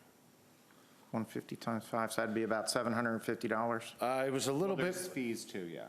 we don't get any of the fees, but it was a little bit more because 15 of the tickets went for sale the day of, so they were $12. So we were about $800 for just ticket fees. The cost we pay to Bonkers for the comedian is $750. And I want to add to that real quick, and not to cut you off, but we probably are at a point, I mean, if we look at our histories, of 6 months, one show only not sold out. I think that was done initially, the $5 deal, and the city took a wash on it to give the residents entertainment option, give them something to do, maybe to shine a nicer light on the center. I think with consistently sold out, with the demand for Bonkers, it might be time to revisit that price point and see if it's something we want to continue to do as a gift to the community, or if we want to raise that price. You know, we've done that now for how long have we done $5 Bonkers? 3.5 years. 3.5 years, and not every Bonkers anywhere else you go is that price. So it's definitely something to look into, so I'm very glad you brought that up, yeah. Okay, and also, like for the alcohol sales and the food sales, how much do you profit off of that? I mean, for the cost of the sale plus. Our alcohol, our cost of alcohol is about 24%, so we usually profit about 75 to 76% off just the alcohol sales, beer, wine, and liquor. I do an inventory, and we do about 24.5%. Okay, and how much do you make per show on that? With the full service bars at 150, I think we've been averaging about 2,000 to 2,300 in alcohol sales. And then you got to take away staff time for the waitress or waiter? We do pay an outside bartending, professional bartending company to come in. They charge us $25 an hour, and we have 3 bartenders. So, I'm sorry, it's $25 an hour for the first bartender, $15 an hour for the second and third bartender, so about $55 an hour for all 3 bartenders. Okay. And we're looking to get different events in there, hopefully that will pay more, that we can recoup some of that, because 1.2 million loss a year is not good. Yeah, right. So, correct. All right, thank you. It's definitely a lot to bite if you're a commissioner for the people and trying to protect your residents, so I completely understand that. And I think you shed some light on some of those profit margins, and, you know, I was just talking to Ryan, maybe we need to revisit that as part of our fee structure, and we'll look at that. Commissioner Ramos? Thank you, Madam Mayor. I think anyone in business knows that any new business is going to take 3 to 5 years, really, to start showing any type of profit. And Joe, I think you hit the nail in the head when you said the expectations were not realistic when the center first opened. And that's what everybody keeps going back to. Unfortunately, there's nothing we can do about that, but I think you guys are doing a great job. When you talked about Bonkers, I know that when there's ticket sales at the door, was also much more expensive. I think it was $12, and the margin was definitely totally different. That's a great point. Because I think a lot of times people don't like going and buying on Ticketmaster or whatever it is that we're using. But I know the day of, you had a lot of people showing up and there was more revenue created. So I'm not sure if maybe that's something we want to start doing. And I know at one point you were able to buy the tickets at the center, and therefore people avoid paying that fee. And again, it's going straight to the center. And you get an extra visit from someone stopping in, another opportunity to showcase the building. Yeah. And to that point, I know you mentioned in the beginning how you're all over the place, and I have to tell you that that has been definitely a plus for not just the center, but for the city. Joe is really everywhere. And wherever he's at, he's also talking about the center. So I want to say thank you for that, and thank you for the collaboration and the teamwork that you guys have. Joe can be maybe too much of a perfectionist at times, but that's a great thing. And I think that's what people appreciate when they come into the center. Not only does it look great, but it feels great, it smells great, and people feel good. So, good. I was going to ask for a center in District 5, but I'm okay with Parks and Rec right now. Vice Mayor? You can't have it, you can't have it, you can't have it, you can't have it, and you can't have it, and you can't have it. It's in my district. So, Keep that in mind, You're stuck with us. yes. So I just want to remind us all, so doing some quick math, so even if we're profiting $1,000, let's say, minus fees, everything, it's worth it to me. And I'm going to tell you why. Because we sat up here for how many years and said, we want events for our residents. We want something for them to go to. So I'm happy to hear, even though, and trust me, Commissioner Sosa, I've been the blunt, because it is in my district, of getting my head bashed. But I'm happy to hear that we're making a profit to be able to have this entertainment for these individuals. And what I would be a little scared of is if we do raise the price, not having that, because we took, you know, the events away from Lyonia, and this is something that they look forward to. So we're not making a lot of money, but we're still providing the atmosphere, the community events to the Deltona residents.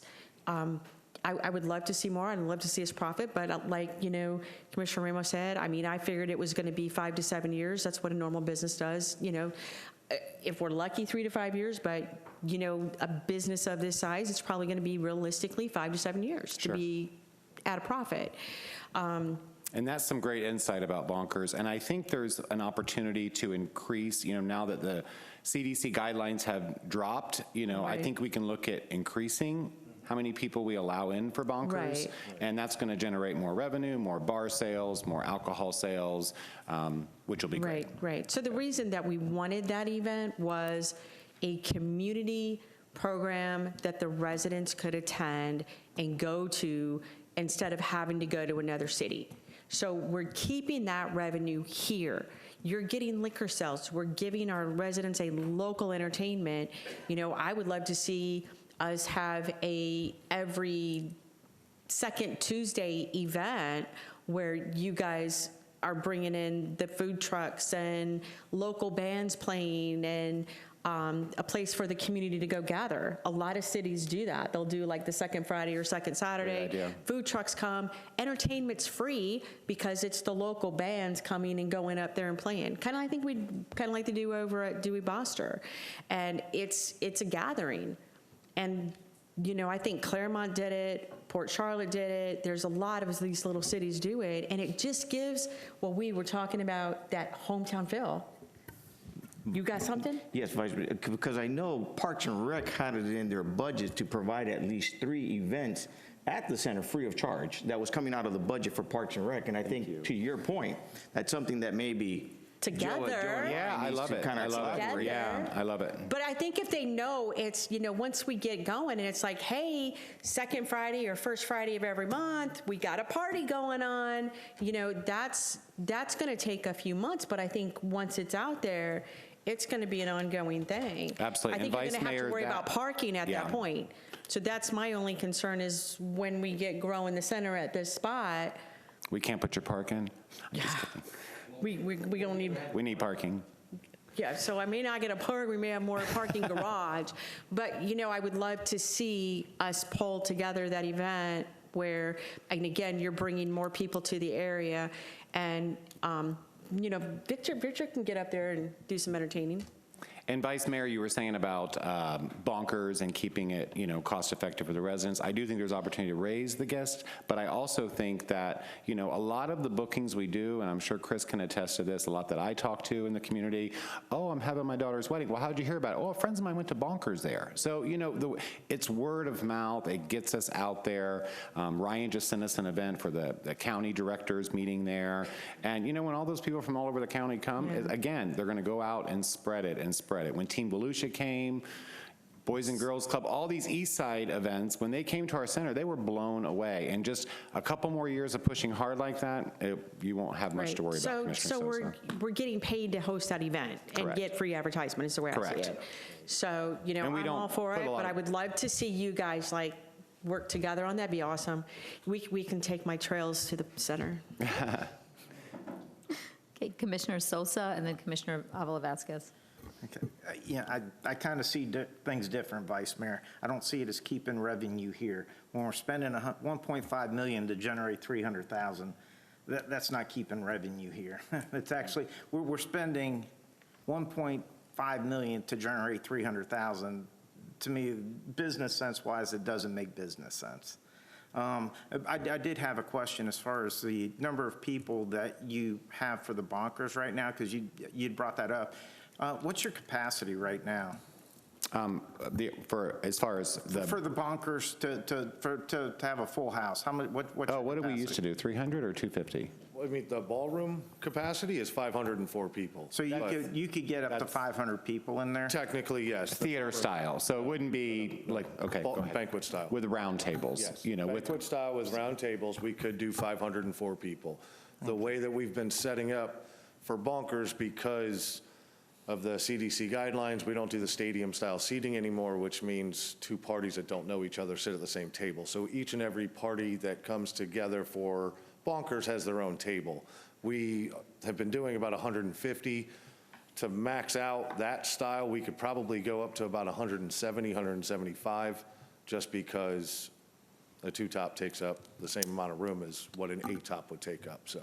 But as we get farther away from COVID and the CDC guidelines, we can start to bring in more and more people. And do you think you would ever max out that 500 for bonkers?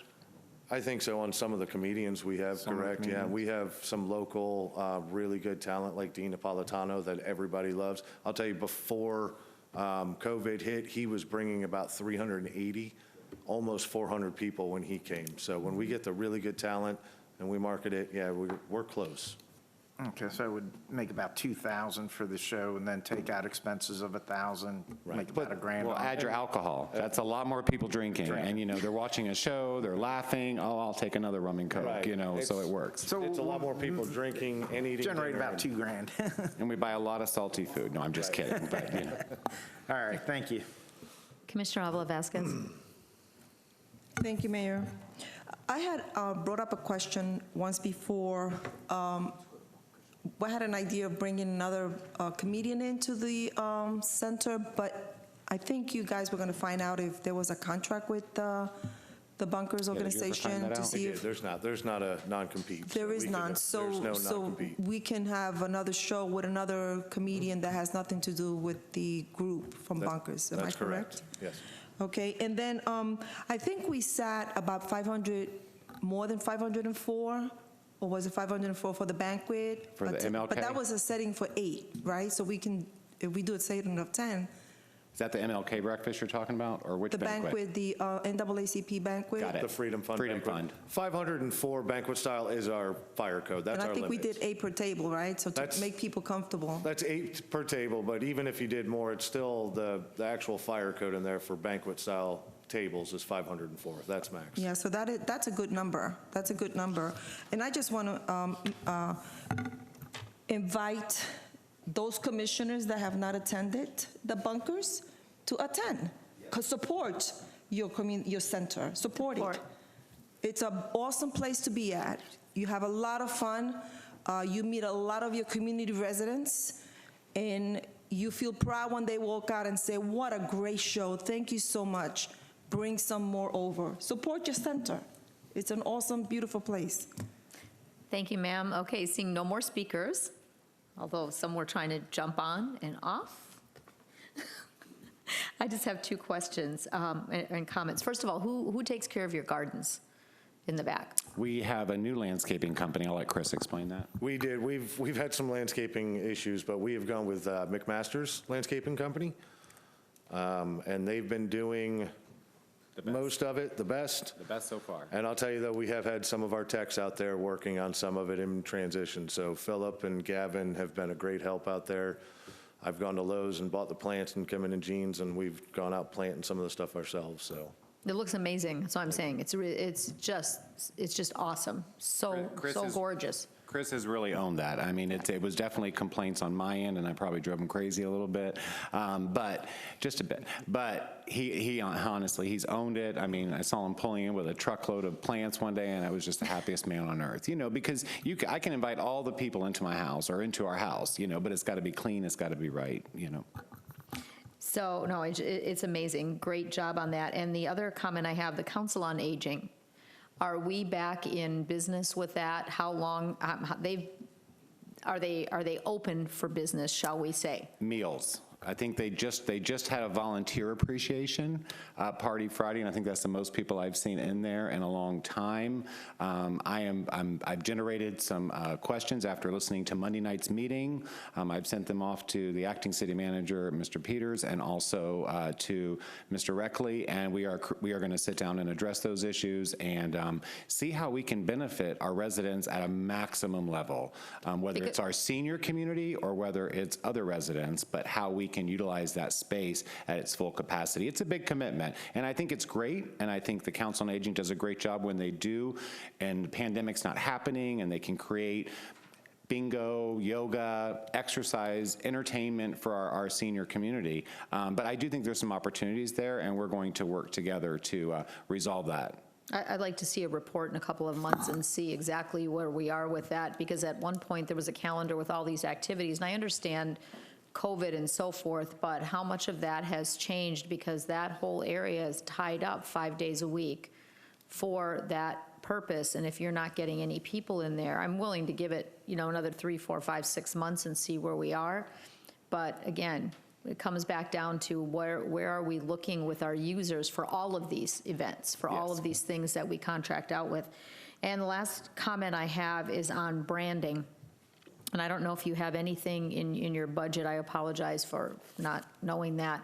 But the one thing that's important is that we all, every single department, Mr. Manager, work together for a proper brand that we put out there uniformly. Uniformly. This patchwork that we've had, we have a lot of talented people, but this here, this there, no. If you want to promote, and I think from your end, because to me, you have the biggest promotion in terms of dollar-wise, what you're trying to bring in, what you're trying to draw, that has to be consistent with our branding for the city. At least the same message. You're not going to do your whole brand for what you're trying to do that would be the same as with parks or the same as something else, but the message needs to be consistent.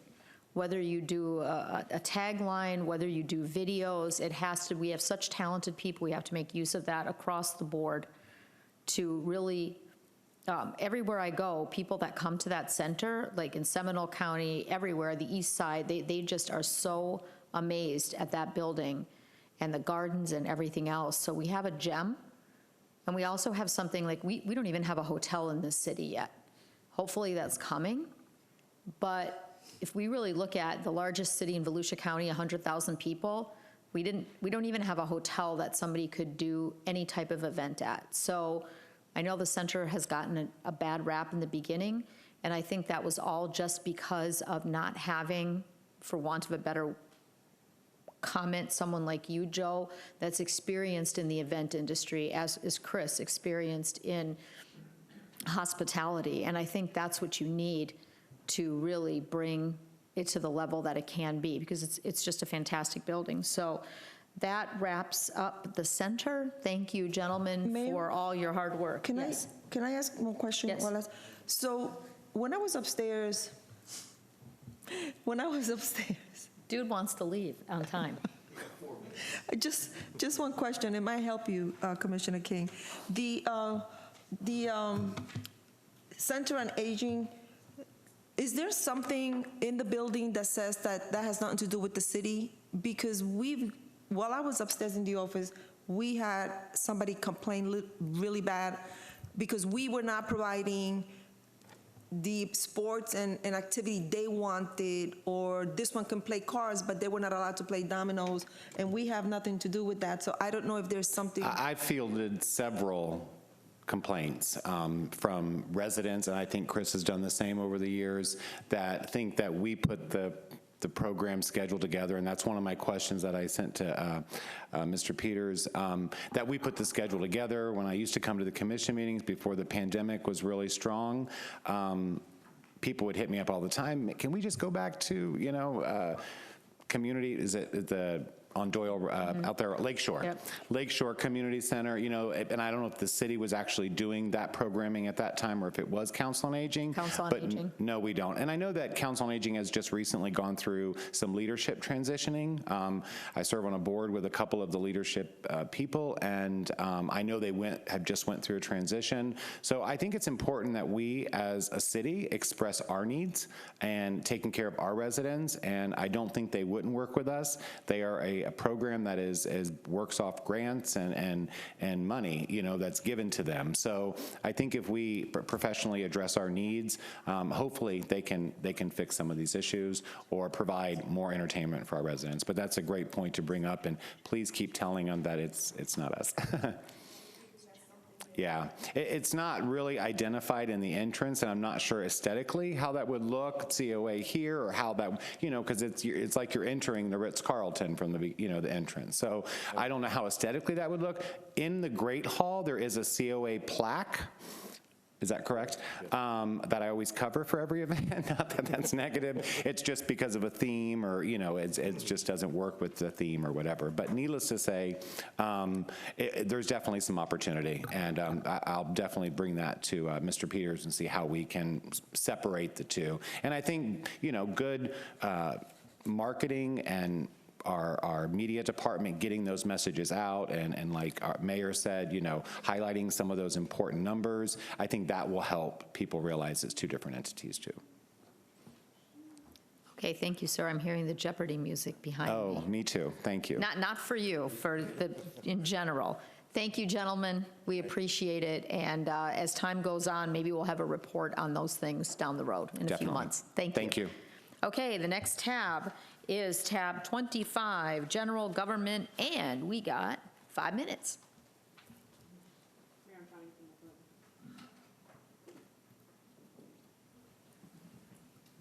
Madam Mayor, I'm going to let Mr. Manning come up and go over this particular thing, since it seems to be more under his authority. All right. Does anybody have any questions? No, we're good. Thank you. Oh, wait. There's one on the board. Okay, sure. He told me I can have a park. I like him. Oh, yeah, she's going to hit you up for that park again. Okay. Okay, I don't necessarily know this is going to come to you. Well, page 3, we're talking about replacing carpet throughout City Hall. Yes. Have we looked at the vinyl floors, the vinyl click locks that are waterproof and the durability? I mean, That's one of the options we're considering. yeah. We're looking at multiple definitely- options. Yeah, Yes. for durability and especially germ-wise, the vinyl is actually Yeah. a lot better, especially with the COVID phase we're going through and this, it's easier to disinfect and all that. My question, and I don't know if you want me to address it here or where you'd like me to address it, when I look at the overall budget, and I have a feeling this is again going to go over to our city manager, and if I had to get clarification, I want to bring it up here so everybody has clarification. And I know, I briefly spoke to Camille before the meeting. So when I look at our chart, the budget at a glance, general fund, and this is concerning to me, this part is concerning to me. It says our total operating surplus, 2% of revenue is $1,116,000. Estimated operating surplus deficit is $16,800. We have an operating deficit of 0.03%. And I know when our prior finance director was here, the number one thing he said to me, Anita, don't ever let that get below 3%. And now I'm looking at a 0.03%. And then as we go down, I'm looking at an overall, change in fund balance of 4.967 million in the negative. So it was explained to me, but because I'm not going to be the only one looking at this, and I know the residents are, they're going to do the same thing I did. Well, we're negative. So can you guys go over that and explain that so we have clarification on that? I think that would be a finance question. I don't think that would be something that. Yeah, that's what I said. I don't know if you or Ms. Camille wants to handle that one, but I think it does explain it. But I am still concerned about that .03 operating surplus, because that is extremely, extremely low. And I understand the funds that we're using are funds that taxes have already been paid on, they've been leftover funds. So, that doesn't touch our emergency funds. I'm glad to see that it's being put to use back into the community in this way, because for years it's just been being stockpiled. So I am happy to see that, but I just would like you to kind of explain why that looks like a negative or, a change of 4.967 million and about, the 10 million going to transportation. Thank you. I'm sorry.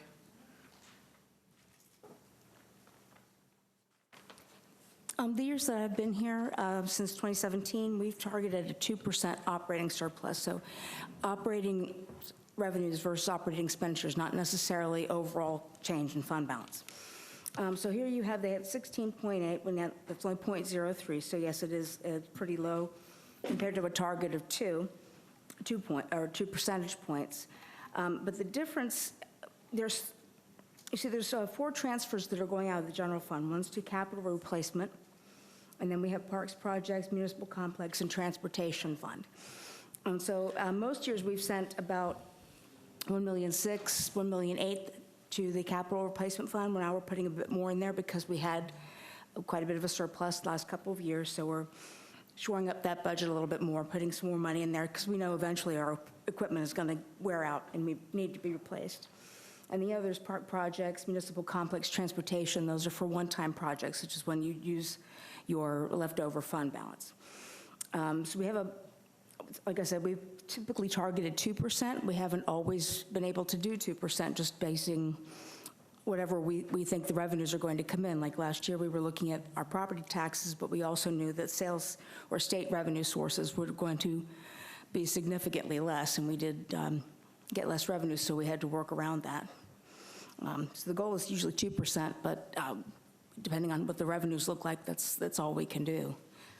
Okay, so aside from the 10 million that we're using in the transportation, well, I guess it's 10 million, five. A total of $9 million being transferred out for those 4 pieces. Okay, so, there's 10 million that's going for the, Rhode Island. the Rhode Island, and then there's another 3 million here transfer. So is that a total of 13 million? Is that all going to Rhode Island? Yes, general fund is sending transportation for 3 million, and then we're using some of the fund balance in transportation, correct? Some of the bond funds that were left over. The project cost is 10 million. Right. For the Rhode Island project. 7 million coming from the transportation fund balance, 3 million coming from the general fund balance. Yeah. Okay, so. Total 10 million. Okay. So do we have any additional funds going for any other road improvements other than North Normandy? There's the list of projects you'll see in the transportation fund. Those are in that tab. They're either being funded, the only $3 million coming from outside the transportation fund is the $3 million from the general fund. We also get transportation impact fees. Every year we take everything that we get for those and put them in the transportation fund because that's what they're used for. So all the other projects are being funded by either impact fees or transportation fund balance. And for example, the Rhode Island, the road that we're talking about is probably going to be coming from bond proceeds because we still did a bond a few years ago and we had some bond proceeds left over. Okay, and as far as the Rhode Island, have we reached out to the other cities yet? We were challenged to do that, to find out Orange City, DeBary, what are they going to kick into this $10 million that we're putting in? Or have they come together and said, yeah, we're a part of this? Because this isn't just benefiting Deltona. This interchange is benefiting Deltona, DeBary, Orange City, the land, those residents are coming over here. So have we reached out to them? Because I know we had a meeting up here and we said, hey, we want a meeting held with other cities to see what they're going to contribute. And now I'm seeing that we're just funding this whole project. Madam Mayor, point of order.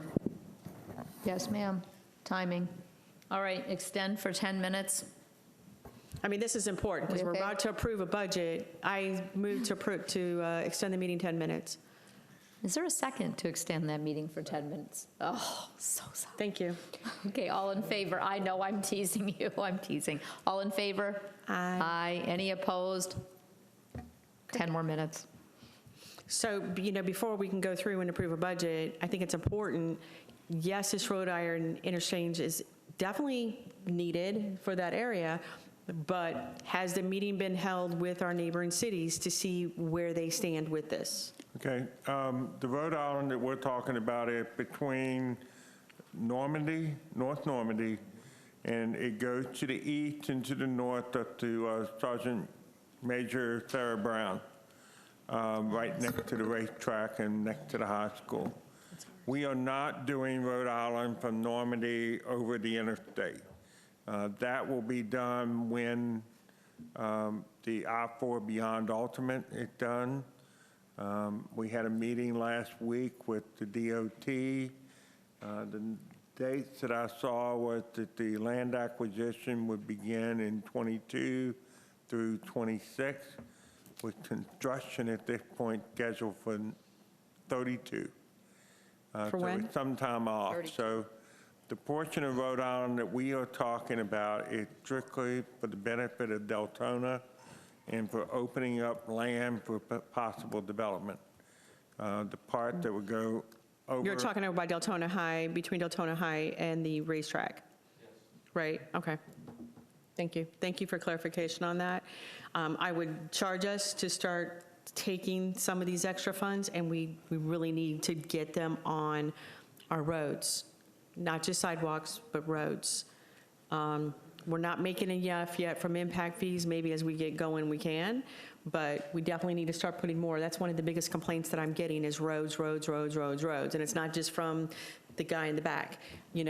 I get it a lot of times. We get emails that potholes and this and my car tire. Are you paying for my new rims? No. So it's. If I can address that. And I know a lot of my district's county, but I'm not talking just my district, so. Significant part of our road improvements that we do are through TPO. Commissioner Ramos is our representative on TPO.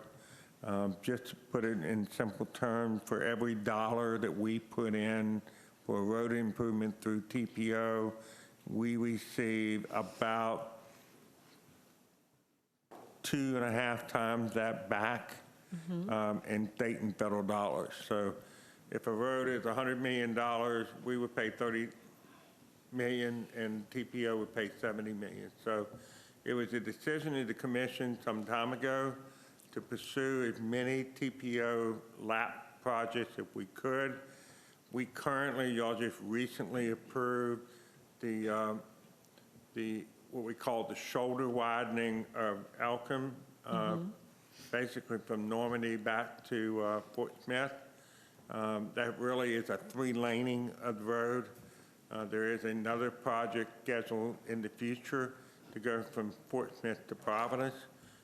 So we are getting road improvement project through the TPO lap process.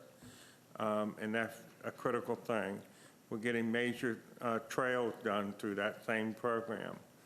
And so what's unique about Rhode Island is it doesn't qualify for a TPO lap project because it's a new road that's opening up development opportunities.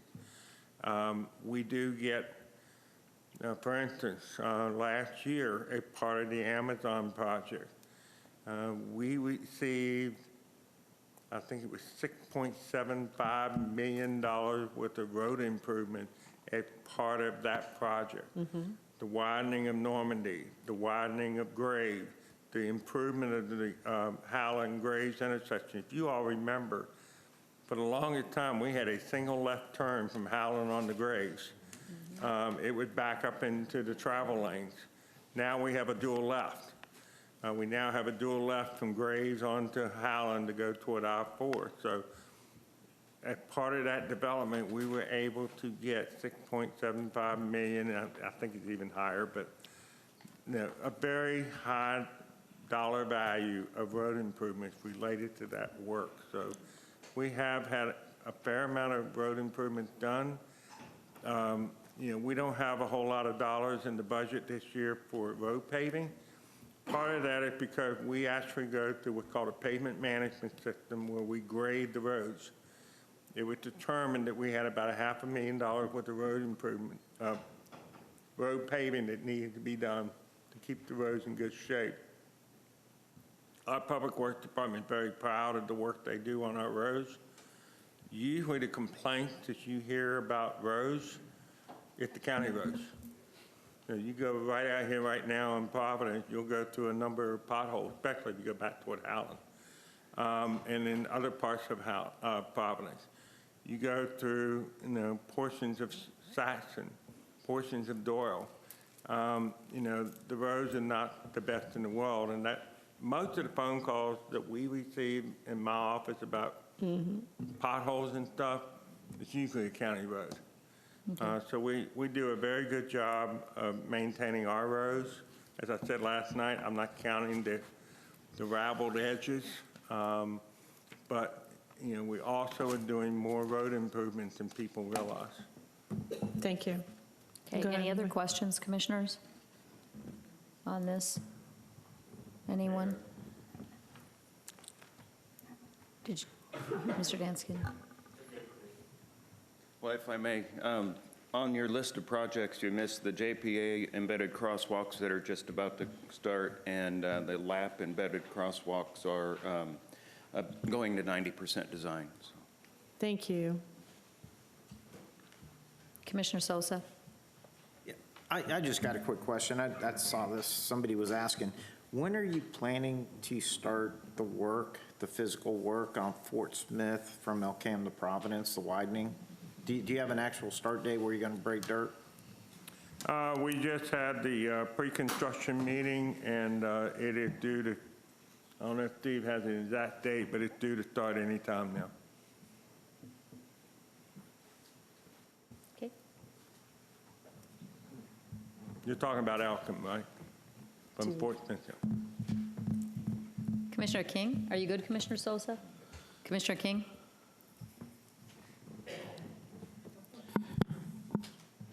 Mr. Peters, I have maybe a question and a request.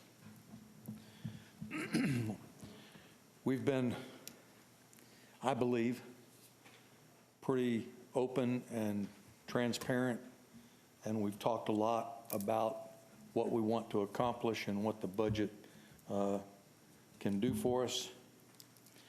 But for the last 4 years, we've maintained our millage at 7.85%. Every year, we kind of pat ourselves on the back and say, well, we didn't raise the taxes, so we're good.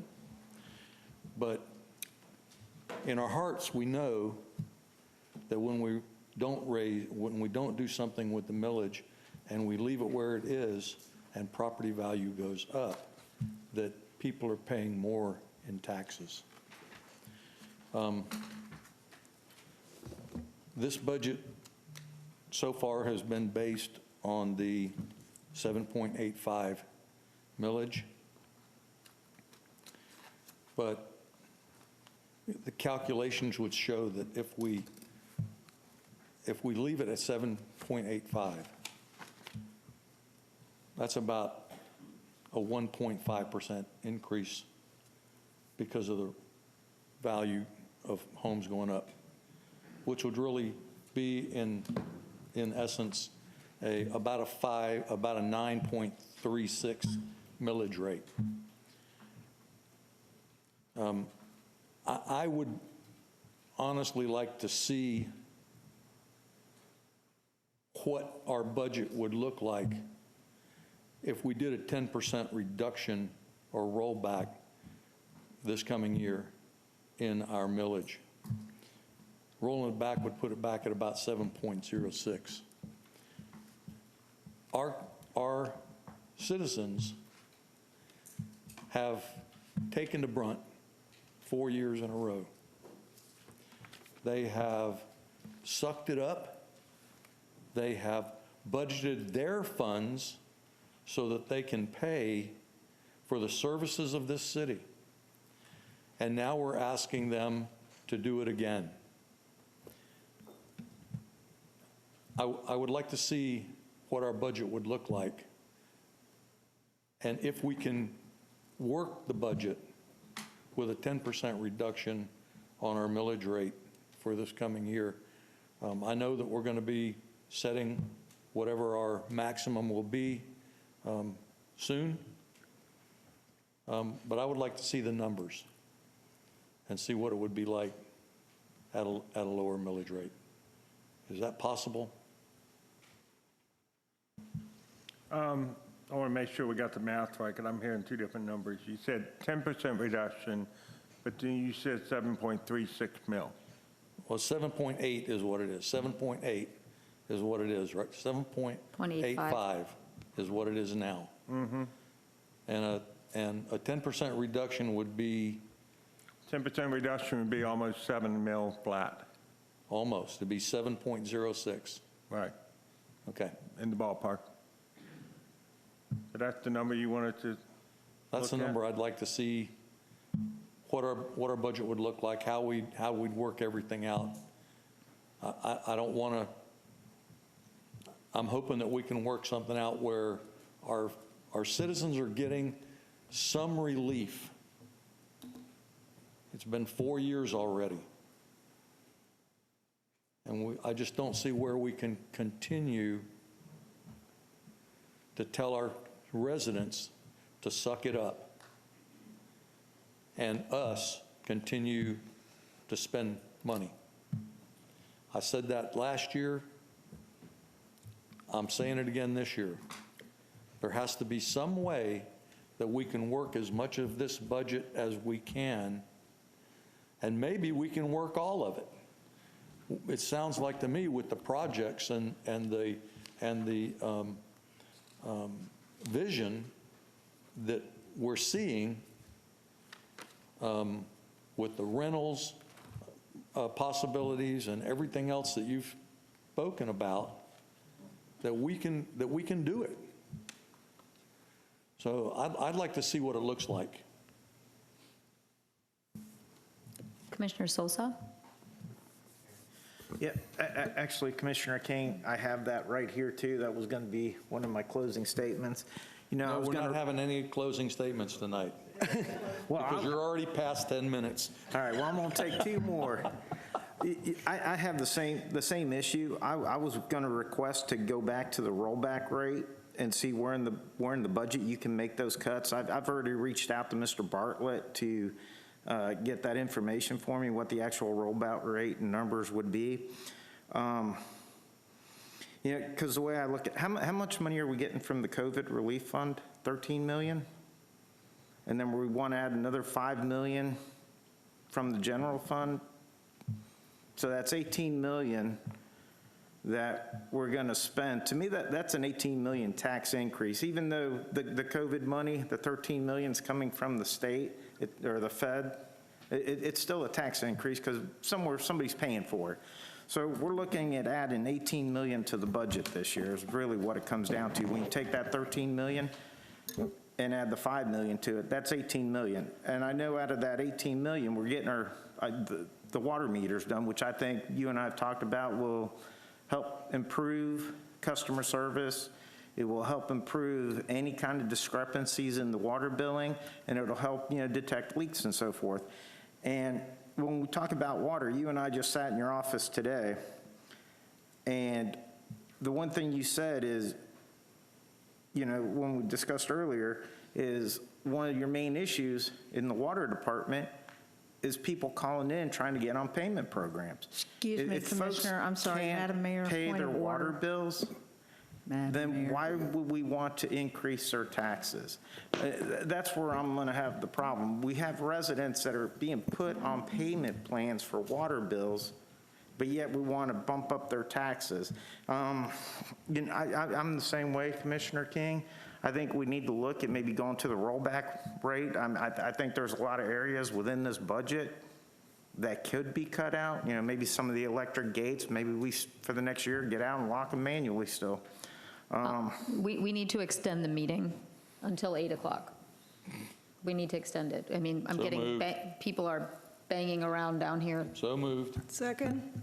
All in favor? Aye, 8 o'clock. Sorry, Commissioner Sosa, carry on. They were banging on the stuff down here. All right, and like I said, I've already reached out to Mr. Bartlett. He's going to get those numbers for me sometime in the next few days. When he does, I'll send them to you, and, you know, see by the 28th if we can come up with a budget that would be at the rollback rate. Because I think with just coming out of COVID, a lot of folks still aren't working. We got to look at the big picture. A lot of folks still aren't working. We got a lot of people going on payment plans to pay their water, and we want to increase their taxes. And I cannot do that to my residents. I mean, if this budget came the way it is right now, I would vote no on it. And I'll leave it at that. Thank you. Commissioner Ramos? Thank you, Madam Mayor. We're in our last day of this budget workshop. We've gone through this binder for 4 days. If there was any idea of where we would like or where anyone would like to cut, where were those conversations? We're waiting, again, Commissioner, you have every right for that, but we went through the budget Monday, Tuesday, Wednesday, and tonight. I didn't hear anything of anyone wanting to pull or where we can reduce. So why are we having these workshops then? If all we're gonna do then, at the end of the workshop said, City Manager, I need you to reduce this and bring something back.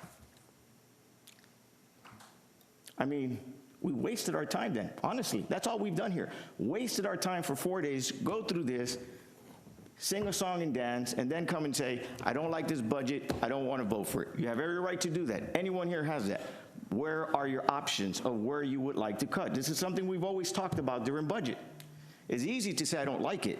Well, give us an idea so that we can have a discussion up here of where those budget cuts need to happen. But it doesn't happen for 4 days. But now we want our city manager to come back and bring us a different budget. And I'm going to piggyback on that because look at staff is sitting out there. You just gave them all an okay without saying, we don't like this, we don't like that. And now you want to go ahead and cut, which is, I'm fine with however you want to do it, but here's the deal. How many homesteaded properties do we have in this city? We're about 83%, don't know the number. 83% homesteaded property. So let's talk about what the state did. 83% homesteaded property. As a homesteaded home, 83%, your property value, the assessed value is only allowed to go up 1.4%. On my house, just did the calculations, it's $109.27. That's what my assessed value is going to go up. And then you break down your millage rate, which I haven't had a chance to calculate. It's probably going to be about a $10 increase in taxes to stay at 7.85 for a homesteaded home. For him, it's going to be higher. His value's higher because he hasn't been homesteaded that long. For all the new people that are just coming into the city and applied for a homestead in the last year or two, their value is already higher. They're going to have a higher tax bill. But for all the homesteaded properties, and you're talking about the other 20%, ladies and gentlemen, those are businesses. Those are rental properties that are businesses. So, Camille, I'm assuming you're up here to give us a count of how much we need to cut out of this budget to go to rollback. If you wanted to go to rollback, you'd probably be looking at cutting out $2 to $2.5 million in total. Additionally, there's the rollback millage. There's also the 785, which is the same as the last 4 years. But in each of the last 4 years, there could have been a maximum millage that would have been higher than the rollback with a supermajority. If you went to that amount, you're looking at another million or so in additional revenue. So if you're going with that down the rollback, you're looking at pulling out $2 to $3 million. The COVID money that we're talking about, yes, it is about $13 million, but it's one time only. There's no indication that we're ever going to see it again. And I haven't done the statistics yet on the property counts this year, but when I looked at the last couple of years, about 55% of our homeowners have a tax bill of between $0 and $500. And about 9% of our homeowners had a tax bill of $0 last year. And I imagine it'll probably be about the same this year. Just various statistics, but very well. I'm sorry, and with those numbers being said, also, something that we need to remember, what percentage of those homesteaded properties are being used as rental and not reported? Enough. Exactly. And sublet. Exactly. Sublet.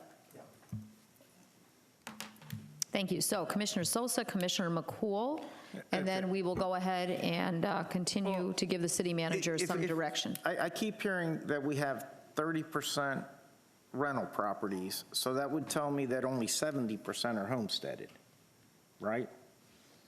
And so these 30% of houses, their taxes are going up no matter what. 10% to most at the max. Yeah. And yeah, Commissioner Ramos, I've been saying we need to cut some of these spendings. I don't know if you've heard me, but I have, especially when it comes to staff, adding 7 code enforcement officers on the hopes that we get a rental agreement. What have I said? We shouldn't add 7 bodies this year. Add 1 or 2. Help ease the pain. Get your rental agreement into place, and then start using that money to hire more. Parks and Rec, don't hire 16 people. Hire 4. Help those guys out in the field do the maintenance and the upkeep, because there's a lot of parks for what we have. And then as you get your fee schedule into place, add more people in there. I mean, I don't think we need to, so when you're up here saying nobody has said anything about cutting anywhere, I've been saying it. And there's a lot of other little odds and ends in here. You know, this is a preliminary review. We all just got this the other day, right? So to go through it, this is a preliminary review. The final meeting is when, sir? June 28th? Mm-hmm. July 28th? Mr. Peters? June 28th, when will be, when we want to come is July 28th, correct? Or is it going to be June 28th? June 28th would be a special meeting for us to come back to the commission with revision to the budget based on the comments that have been given to us. Okay, so this is not a final budget discussion. May I finish, sir? We are required by law, I think by the first part of August, to set a maximum millage rate. My intention on the 28th of June was to set that up as a special meeting so that the public will have an opportunity to speak more than they can in a workshop environment. But also on the agenda would be the possibility that the commission would set the maximum millage rate at that meeting. But we do have to do it by the end of July, whether you do it on the 28th of June or sometime later. Right. The maximum millage rate. I mean, because when I've ever done budgets before, I have people come, they give me their wish list, and that's the preliminary view, and then you make cuts from it. I mean, is that how now the budget works? I mean, it's not here it is, and you either approve it or disapprove it. You come, you bring what you want, and then you say, okay, well, you know, we need to cut this, we need to cut this. Well, you know, we're a little fat here, you know, maybe needs a little more here. I mean, that's part of the budget review process. It's not cut and dry, here's your budget, and you cut right here and there. Well, I think that's done internally as well. I think that all the directors bring forth their requests to the manager and go through, and then the manager, you saw in Joyce's department, she asked for an additional person, that was denied. So I think there's been that internal review. This is our first review as the commission of the budget. And I think this is the first review, and now Mr. Peters needs to go to his directors and say, here, we got the rollback rate. What don't you really need? Where can you put this to where we can make the rollback rate and then add additionally as we get these fee schedules in place, the rental agreement in place, your fees for the building department in place. I would think that's where you start adding more staff once you have that revenue coming in. So, but I'll go ahead and leave it at that. But Commissioner King, I think you're right. We do need to look at the rollback rate and see where we need to make some cuts. Commissioner McCool? I'm out, I'm good.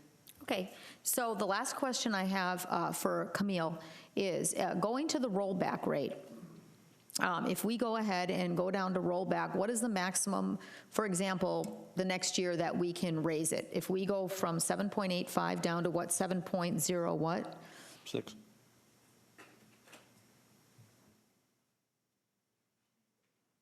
Because understand, once you go down, you just can't go up. There's a limit as to what you can do in terms of your increase by law. Yeah, the highest you can go is 10 mils. There's a mathematical formula, and you won't always have all the variables, because part of it is based on the consumers, set by the state, how much consumer income growth you've had. Right now, we'll be looking at a rollback millage of about 7.1. So I've not gone to see what that would do for the subsequent year.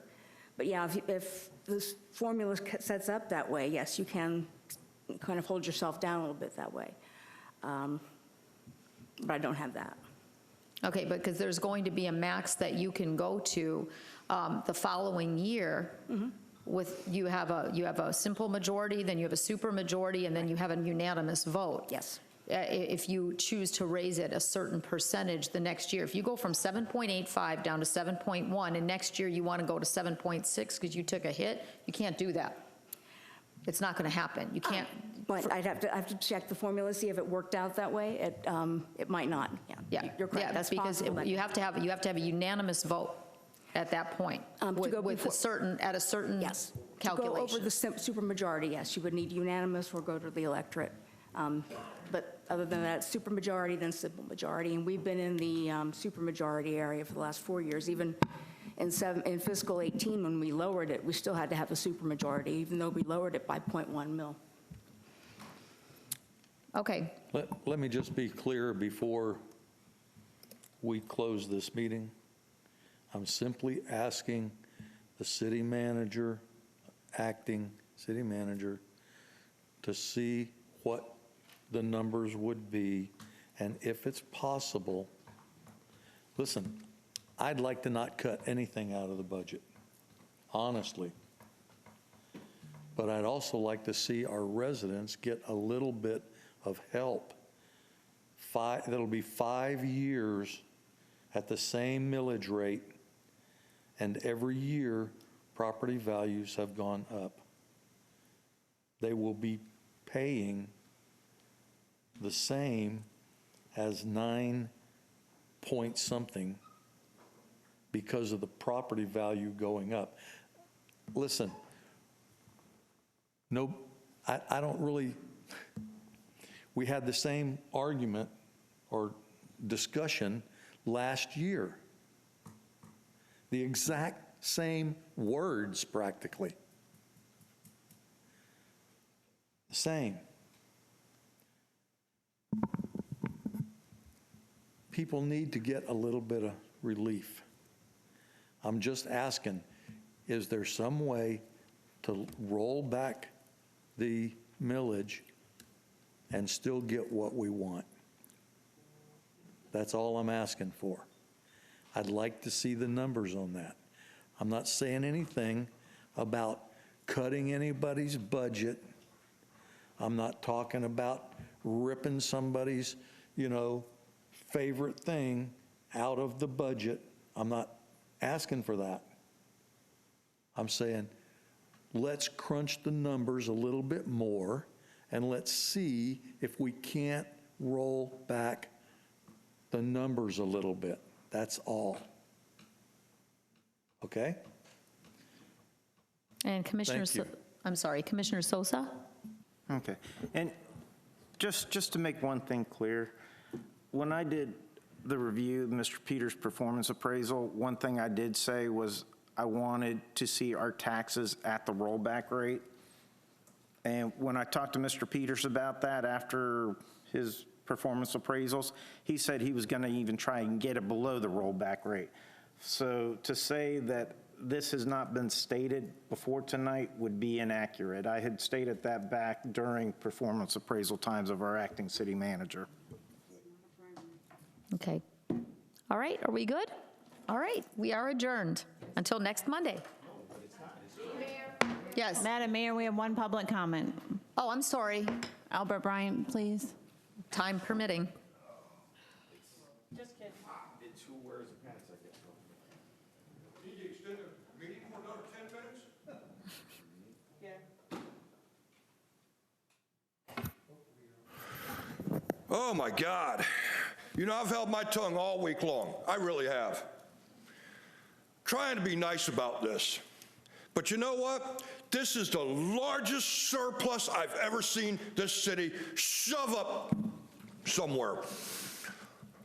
I got $10 million to go for a road that goes nowhere. Absolutely nowhere.